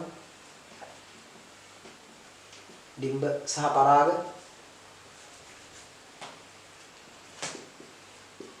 මෙන්න මෙයා හදන ජන්මාණු මේ දෙන්න ඔන්න එයාගේ F2 පරම්පරාව. මෙතන F2 පරම්පරාව. මෙතන F1 මෙතන F2 right. දැන් මේ රූපානුදර්ශයේ අනුපාතයයි ප්‍රවේණිදර්ශ අනුපාතයයි මම මේ දෙකට බෙදලා ලිව්වේ. ඔන්න දෙපැත්තේ එහා පැත්තේ තියෙන රූපානුදර්ශයේ එන විදිය මේ දෙන ප්‍රවේණිදර්ශයේ එන විදිය. right දැන් ඔන්න ප්‍රශ්නවලට උත්තර බලමු ඊළඟ තුන්වෙනි එක පහත දැක්වෙන්නේ ප්‍රවේණිදර්ශ ලියන්නේ සමයුග්මක කොළ අනේ ඉතින් සමයුග්මක කොළ කිව්වහම කොළ කියන්නේ capital G සමයුග්මක නම් මේ capital G දෙවෙනි එක විෂම යුග්මක කොළ මේ තියෙන විෂම යුග්මක නම් වර්ගය වෙනස් එතකොට දෙවෙනි එකට උත්තරේ මෙන්න පළවෙනි උත්තරේ මෙන්න දෙවෙනි උත්තරේ capital G simple G කහ වලට ආයේ විෂම යුග්මක නැහැ කහ නම් simple G අකුරු තුනක්ම දෙකක්ම එන්න ඕනේ. ඒ නිසා තුන්වෙනි උත්තරය simple G. උත්තර බලන්න සමයුග්මක කොළ. සමයුග්මක කොළ කියන්නේ මොකද කොළවල ඔයාලට තේරෙන්න ඕනේ කොළ කියන වර්ණයට ඥාන සංයෝජන දෙකක් තියෙනවා. එයි කොළ වලට දෙකක් තියෙන කොළ ප්‍රමුඛයිනේ. සමයුග්මක උනත් කොළ විෂම යුග්මක උනත් කොළ. සමයුග්මක හෝ විෂම යුග්මක අවස්ථා දෙකේ විස්මතු වෙන නිසා ප්‍රමුඛ කියන්නේ. ඒතර මෙයා කොළ මෙයක් කොළ. ඒතර මෙන්න සමයුග්මක කොළ මෙන්න විෂම යුග්මක කොළ. හැබැයි කහ කියන වර්ණෙට ආයි විෂම යුග්මකයක් නැහැ. කහ කියන කෙනාට එකම වර්ණකයයි තියෙන්නේ. මොකද්ද? Simple G simple G. ඒ නිසා කහ සිම්පල් G සිම්පල් G. ඊළඟට F2 පරම්පරාවේ රූපානුදර්ශය හා ප්‍රවේණදර්ශය ලියන්න මම ඉස්සෙල්ලා දුන්නා. ඒක මම ලිව්වා. ඔයාලට දුන්න වෙලාව ලියාගන්න බැරි වෙච්ච අය නම් ඔයාලා ආපස්සට රිවයින්ඩ් කරලා හරි බලලා පුතේ ඒක ලියාගන්න. ආයේ මම ලියන්න යන්නේ නැහැ. ඊළඟට ගියා පිටු අංකේ 4. 4 වෙනි පිටුවේ තියෙනවා පහත ඉහත මුහුණේදී F1 පරම්පරාවේ රූපානුදර්ශ අනුපාතය. රූපානුදර්ශ අනුපාතය ළමයි දැන් මෙතන කොළනේ කොළ ගත්තා කහ ගත්තා. එතකොට F1 පරම්පරාව සියල්ල කොළ 100%ක් කොළ බීජ. හරි කොළ කරා. එතකොට සියල්ල කොළ පාට කරා. ප්‍රවේණදර්ශ අනුපාතයේ 100%යි. කොළ 100%යි. රූපානුදර්ශ අනුපාතයේ පොඩ්ඩක් ඉන්න. රූපානුදර්ශ අනුපාතයේ කොළ ප්‍රවේණදර්ශය අහන්න ඊළඟට ප්‍රවේණදර්ශ අනුපාතයේ දැන් ඒකේ එන්නේ එතකොට F1 පරම්පරාව වන්න එහා පැත්තේ ලියනවා. කොහෙන් ලියුවත් එකයි capital G simple G simple G කෝකටත් තියෙන ජන්මාන වලට G capital G simple G F1 පරම්පරාව කැපිටල් G සිම්පල් G කොම් F1 පරම්පරාව 100%ක් කැපිටල් G සිම්පල් G මෙන්න රූපානුදර්ශ අනුපාතය 100%ක් කොළ ප්‍රවේණදර්ශ අනුපාතය කැපිටල් G සිම්පල් G 100%යි ප්‍රශ්නාංකය 3 F2 පරම්පරාවේ රූපානුදර්ශ අනුපාතය F2 පරම්පරාව ගමු මේ දෙන්නෙක් නෙන්නේ F2කට එන්නේ ඕම ඔය දෙන්න අනේ ආපු ගමන් පුතේ මේ කැපිටල් G සිම්පල් G මම ජන්මන් හදන්න තු ලේසියට ලියනවා කැපිටල් G සිම්පල් G න්යාවේ එතකොට යාගේ ප්‍රවේණදර්ශය මම මේ ලියන්නේ 1ට 2ට 1යි ප්‍රවේණදර්ශ අනුපාතය රූපානුදර්ශය F1 වල කොළ දෙකක් එකතු කරමු F1 වල කොළ සහ F1 වල කොළ එකතු කරාම එතකොට එනවා පුතේ කොළ 3කට කහ 1යි. කොළ 3කට කහ 1යි. දැන් ලියා ගන්න එහෙනම් මේ මෙහෙම කොහමද F2 පරම්පරාවේ රූපානුදර්ශ අනුපාතයේ කොළ 3කට කහ 1යි. රූපානුදර්ශ F2 එකේ මේ තියෙන F2 එක දෙවෙනි පරම්පරාවනේ කොළ 3කට කහ 1යි. කොළ 3කට කහ 1යි ප්‍රවේණදර්ශ අනුපාත මේ ප්‍රශ්නේ පොඩ්ඩක් හදා ගන්න තියෙනවා පුතේ මම ඔන්න කියවන්නම් මෑ ශාකයේ බීජවල රවුම් සහ හැකිලුණු බීජ ලෙස වර්ග දෙකකි නුමුහුන් ශාක මුහුන් කළ විට F2 පරම්පරාවේ රවුම් බීජ 5474යි හැකිලුණු බීජ 1850යි රවුම් කැපිටල් R සිම්පල් R හැකිලුණු ඉහත සිදුවීම F2 පරම්පරාව ලැබීම තෙක් රූපානුදර්ශ හා ප්‍රවේණදර්ශ ලියන්න කියලා තියෙනවා පල්ලෙහායින් හොඳයි දැන් අන්නේ ප්‍රශ්නය එක්ක අපි දැන් යමු. right. ඔයාලා ඉක්මනට මේ ප්‍රශ්නයට උත්තර ලියන්න. මම මේක මකනවා දැන් මේක හරියට හැමෝම කරගන්න වෙලාව දුන්නා. දැන් කියන්නේ ප්‍රශ්නේ ආයසරයක් මම කල්ලාට දාන්නම් මේ පැත්ත බලන්න. ඒකෙදි කියනවා ළමයි මෙන්න මේ F2 පරම්පරාවේදී රවුම් බීජ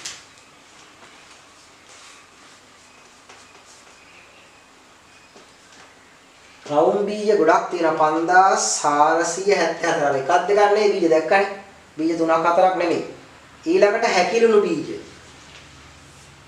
මෙන්න හැකිලුණු බීජ තියනවලු 1850 ඔයාලට තේරෙන අර්ධ ආසන්න වශයෙන් 1850යි 5400යි අතර සම්බන්ධයක් තියෙනවට පේනවා මේ 1800යි 3600යි 4600යි 5400යි 1800 ගන්නොත් එතකොට එහාගේ තුනක් නේ නිසා මේ දැන් තුනට එක අනුපාතය තමයි අපි නොකිය කියලා තියෙන්නේ. මෙයා තුනකට මෙයා එකයි. එතකොට ප්‍රමුඛයා ඕ නිරීණයා හැකිලුණු. ඒකත් කියලා දෙනවා වරහන් ඇතුළේ. දැන් ඒක අරගෙන වාලා අඳින්න ළමයි පල්ලෙහා රූපානුදර්ශය F2 පරම්පරාවත් ඒකෙම අඳින්න ප්‍රවේණදර්ශය වල ප්‍රවේණදර්ශයත් අඳින්න පල්ලෙහාට. ඔයාලා දැන් තේරුම් ගන්න මෙතන ඉන්නේ රවුම් බීජ තමයි ප්‍රමුඛයා. ඒක තේරුම් ගන්න උදව් කරලා තියෙනවා 5400 ගාන 1850. එයා කැපිටල් ආ හැකිලුම් තමයි නිලිනිය. එයා සිම්පල් ආ. ඒ විදිහට අරගෙන මේක F2 පරම්පරාවත් එක්ක රූපානුදර්ශ සහ ප්‍රවේණිදර්ශ අනුපාත එන එක ඔයාලා අඳින්න වීඩියෝ එක ප්ලේ වෙන එක නවත්තලා.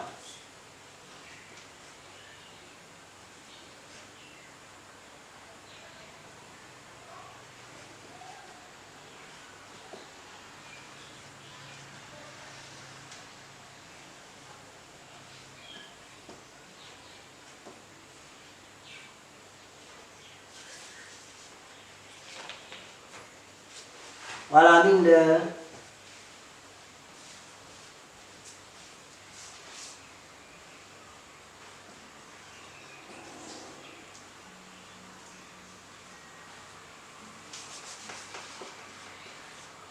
මේක F2 වෙනකන් ගේන්න මම උදව් කරන්නම්. ඒකේ නුමුහුන් රවුන්ඩ් නම් කැපිටල් කව නුමුහුන් අකුර ඔන්න ඒකේ දෙමෝපියන්ගේ නුමුහුන් රවුන්ඩ් එක මෙන්න නුමුහුන් හැකිලුණු එක. මේක ගන්න මෙතෙන්ට ජන්මාණු සෑදීමට අනිවාර්යෙන් ගන්න ඕනේ. හරි. ජන්මාණු දෙක දෙපැත්තේ හදන්න ඕනේ. හදලා මෙන්න මෙතනින් ගන්න F1 පරම්පරාව ගන්න දෙන්නගේ. මෙතෙන්ටයි F1 පරම්පරාව. ඊට පස්සේ F1 පරම්පරාව දෙන්න වැඩි කරන්න. හරි. F1 පරම්පරාව දෙන්නේ වැඩි කරගන්න. එකතු කරන්න. එකතු කරලා ගන්න F2 පරම්පරාව ඉක්මනට පල්ලෙහාට. රයිට්. ඔයාලා ලියන්න ඉක්මනට. තනියෙන් කරන්න.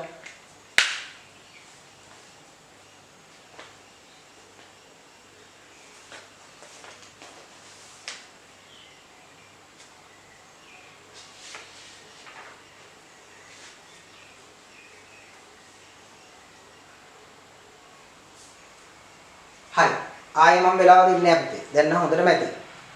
ඔයාලට පේනවා මේකේ ප්‍රමුඛ ලක්ෂණය මෙයා නිසා අනිවාර්යෙන් නුමුහුන් රවුම් බීජ නුමුහුන් හැකිලුණු බීජ. නුමුහුන් රවුම් කැපිටල් R නුමුහුන් හැකිලුණු නිසා සිම්පල් R. මෙයාගේ ජන්මාණු කැපිටල් R මෙයාගේ ජන්මාණු සිම්පල් R. එතකොට පුතේ දැන් මේකෙන් අනිවාර්යෙන් F එකට එන්නේ ප්‍රමුඛ ලක්ෂණයනේ. F1 පරම්පරාවට එන්නේ සියල්ල මොන බීජද? සියල්ල රවුම් බීජ. ඒකේ ප්‍රවේණි දර්ශය ලිව්වොත් මෙයාගේ ඔන්න ජන්මාණු මෙයාගේ ජන්මාණු ඔන්න කැපිටල් R සිම්පල් R. විෂම යුග්මක රවුම් කෙනෙක් එන්නේ. සියල්ල රවුම්. ඊට පස්සේ F1 පරම්පරාවේ රවුම් බීජ. F1 පරම්පරාවේ රවුම් බීජ එක්කලා. ඒ කියන්නේ කැපිටල් R නෙවෙයි. Capital R simple R capital R simple R එක එකතු කරනවා. ඒකතු කරපුවාම මෙන්ඩල්ගේ පරීක්ෂණ අනුව අනිවාර්යෙන් 3ට එකක් එනවා. කවුද වැඩියෙන් එන්නේ? රවුම් බීජ 75ක් ආවොත් 3ක් ආවොත් හැකිලුණු බීජ එකක් මතුවෙනවා. හැකිලුණු බීජ එකක් කොහෙද තිබිලා මතුවෙනවා. ඒක තමයි 3ට එක කියන F2 පරම්පරාවේ රූපානුදර්ශ අනුපාතය රවුම් බීජ 3කට ජන්මාණු මේ විදිහට පුතේ මෙයාගේ දාන්න ඕනේ. නැත්තම් විභාගේ ලකුණු අංක අඩු වෙනවා කියලා. ඒතකොට මේ දෙන්න එකතු වුණා. හරි. මම වෙන පාඩකින් ඔන්න දාන්නම්. දැන් ඔයාලට පැටලෙනවා වගේ නම් මේක හරි සරලයි කියලා මම කියන්නේ ඉතින්. සරලයි කොට මම ඔයාලට අපහැදිලිනවා. දැන් මේ දෙන්න මෙහෙම එකතු වෙනවා. ඊළඟට මේ දෙන්න මෙහෙම එකතු වෙනවා. එහෙම නැත්නම් මෙයාම ගමු. හරි. ඔය දෙන්න. මොකද මෙයාගෙන් මේ දෙන්න ඉවරයක් කරමු. එහෙම එකතු වුණාම කැපිටල් R සමයුග්මක රවුම් බීජ කැපිටල් R සිම්පල් R විෂම යුග්මක රවුම් බීජ. ඊළඟට අනිත් එක්කෙනා ගත්තා. මෙයා එක්කලයි. එයාගේ කැපිටල් R මුලට ලියන්න ප්‍රමුඛ නිසා විෂම යුග්මක රවුම් බීජ සිම්පල් R සමයුග්මක රවුම් බීජ.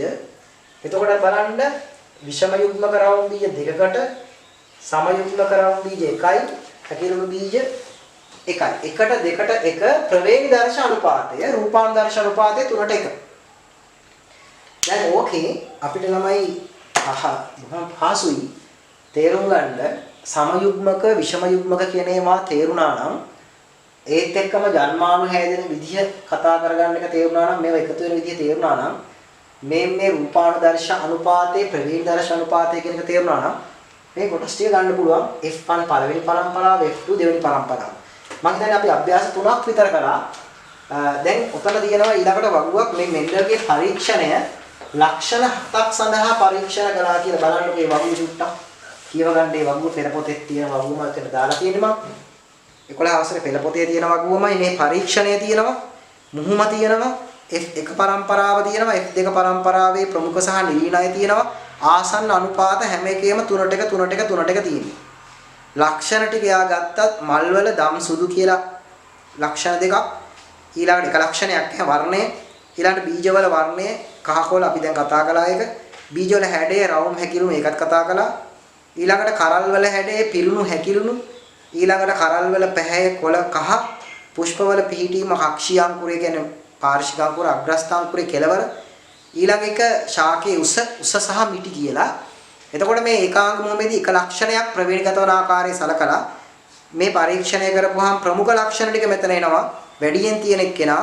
ඒ කියන්නේ දම් පාට මල් කහ පාට බීජ වර්ණවල ගත්තාම රවුම් බීජ හැඩවල ගත්තාම කරල්වල පිරුණු කරල් කියන එක්කෙනා කරල්වල පැහැ ගත්තාම කොළ පාට කරල් සහ අක්ෂීය පුෂ්ප පාර්ශිකාංකුර නැතුව ඊළඟ එක තමයි උස සහ මිටි එකේ උස මේ හැම එකේම 3ට 1 3ට 1 3ට 1 කියලා අනුපාතක් තියෙනවා දැන් මේ ලක්ෂණ 7ක් එහෙනම් මෙන්ඩල්ගේ පරීක්ෂණයේදී ආ පරීක්ෂා කරලා අවස්ථා ගණනාවකදී නිරීක්ෂණ අරගෙන මේ වගේ වගුගත කරගෙන විද්‍යාත්මක ක්‍රමයකට කරපු පරීක්ෂණයක් මේක. ආවට කියන කරපු එකක් නෙමෙයි. දැන් පුතේ ඊළඟට මේ මෙන්ඩල්ගේ පරීක්ෂණයේදී වගේම මෙන්න මේ වගේ පනට් කියන විද්‍යාඥයා කොටුවක් ඉදිරිපත් කරනවා. ඔන්න ඔය පරම්පරාවක ජාන ඔය අපි කතා කරපු දැන් සාධක කියන ඒවා සම්ප්‍රේෂණය වන ආකාර ලකුණු කරන්න පුළුවන් කොටුවක්. ඒ කොටුවේ මහ ලොකු දෙයක් හිතා ගන්න ලොකු දෙයක් අමාරු දෙයක් නැහැ. නමුත් කොටුවක් විභාගේ ආවොත් ජායාංගී සහ පූමාංගී මේ හිතමු පරාග හරි මේ හිතමු පරාග කියලා මේ පැත්තේ පූමාංග කියන්නේ පූමාංග කියන්නේ පරාග ජායාංග ඩිම්බ. එතකොට අපි හිතමු දැන් අර උසමිටි කියන එක ගමුකෝ. උසමිටි කියන එකේ F2 පරම්පරාව ගමුකෝ. එතකොට F2 පරම්පරාව හැදෙන්නේ F1 වැඩි කිරීම F1 වලින්නේ F2 හැදුනේ. එතකොට යාගේ මොකද දැන් අර අපි කැපිටල් T තරක් ගත්තොත් එකනේ ඉන්නේ. දැන් F1 වල තියෙන්නේ කැපිටල් T සිම්පල් T විෂම යුග්මක උස මතක් කරගන්න. එතකොට යාගේ ජන්මාණු ටික මේ කොටු දෙකේ උඩින් ලියනවා. මෙන්න යාගේ තියෙනවා ඩිම්බ වර්ග දෙකක්. එකක් කැපිටල් T ඩිම්බ සිම්පල් T ඩිම්බ. උණනේ වුණාම හරි. ජායාංගේ පූමාංගයේ මේ පූමාංගයත් කැපිටල් T පරාග සිම්පල් T පරාග. දැන් අර ಗುಣ කරපු එක තමයි අර වරහණ ඉවත් කරපු එකක් මෙහෙම වැඩි කරපු එක කෙලින්ම මේ කොටු ඇතුලේ වැඩි කරලා ලියනවා. පනට් හොයාගත්ත නිසායි පනට් කොටුව. මෙයා වැඩි කළා මේ දෙන්නාව. මෙයා ගුණ කළා මේ දෙන්නාව. මෙයයි ගුණ කළා මේ දෙන්නාව. ආයෙත් මෙයයි ගුණ කළා. දැන් ඔයාලට ඒකෙත් පේනවා අනුපාතය 1ට 2ට 1. උස 3යි මිටි 1යි. පනට් කොටුව පනට් කියලා විද්‍යාඥයා හොයාගත්තේ ඕකේ ඔයාලට කරන්න පොඩි අභ්‍යාසයකුත් තියෙනවා සටහනක් තියන්නත් තියෙනවා. ඉස්සෙල්ලා සටහන ලියමු පනට් කොටුව කියන එක ලියන්න. පනට් නැමැති විද්‍යාඥයා විසින්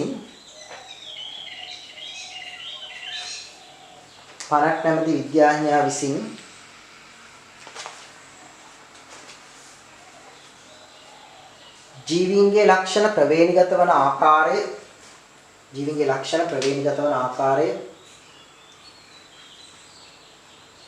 නිරූපණය කිරීමට සකස් කරන ලද ආකෘතියකි.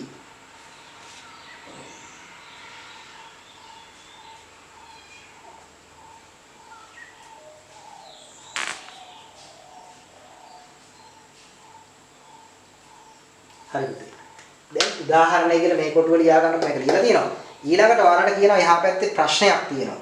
බීජවල වර්ණයේ කහ කොළ ලෙස වර්ණ දෙකකි කහ වර්ණය කැපිටල් වයිද කොළ වර්ණය සිම්පල් වයිද ලෙස ලබාගෙන කොළ නිලින් ලක්ෂණයක් කියලා දෙනවා. විෂම යුග්මක කහ කොළ මුහුන් කළ විට ඒක ලැබෙන විදිය පනට් කොටුවල ගන්න. විෂම යුග්මක කහ ශාක. හරිද? විෂම යුග්මක කහ විදියට මේක ගන්න. දැන් මේ මම ඇදලා තියෙන එක මේක ඒක ඔයාලට අඳින්න තියෙනවා පිටු අංක 4. ඒක ඇදලා පස්වෙනි පිටුවේ ප්‍රශ්නෙට උත්තර ලියන්න ගන්න. හරි මේක මම කරලා පස්වෙනි පිටුව ප්‍රශ්නේ ලියුවාම අපිට මේ මෙන්ඩල්ගේ පරීක්ෂණ වල පනට් කොටුව ගැන ලොකුවට කතා කරන්නේ නැහැ. ඔය ටිකයි තියෙන්නේ කතා කරා.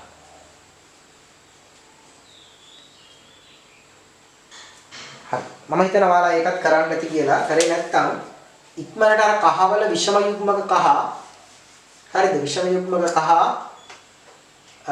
ලක්ෂණයේ පනට් කොටුවේ ගමන් කරන ආකාරයෙන් තේ සටහන් කරගන්නකො. විෂම යුග්මක කහ. විෂම යුග්මක කහ කැපිටල් Y සිම්පල් Y විෂම යුග්මක නා කැපිටල් Y සිම්පල් Y. ඔන්න යා හදන ඩිම්බ දෙක. උණනේ හදන පරාග දෙක මේ කැපිටල් Y සිම්පල් Y. දැන් මෙයා ගුණ කරන්න මෙයාගේ කැපිටල් Y කැපිටල් Y මෙයා ගුණ කරන්න මෙයාගේ කැපිටල් Y සිම්පල් Y.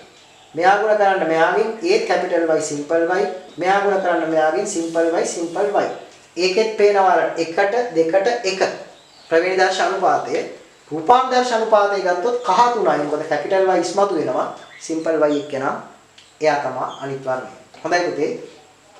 මම හිතන්නේ දැන් වීඩියෝ එක පැයකට වැඩි ගොඩක් වෙලා ගියා. පැයකමාරකුත් පැන්නා වගේ.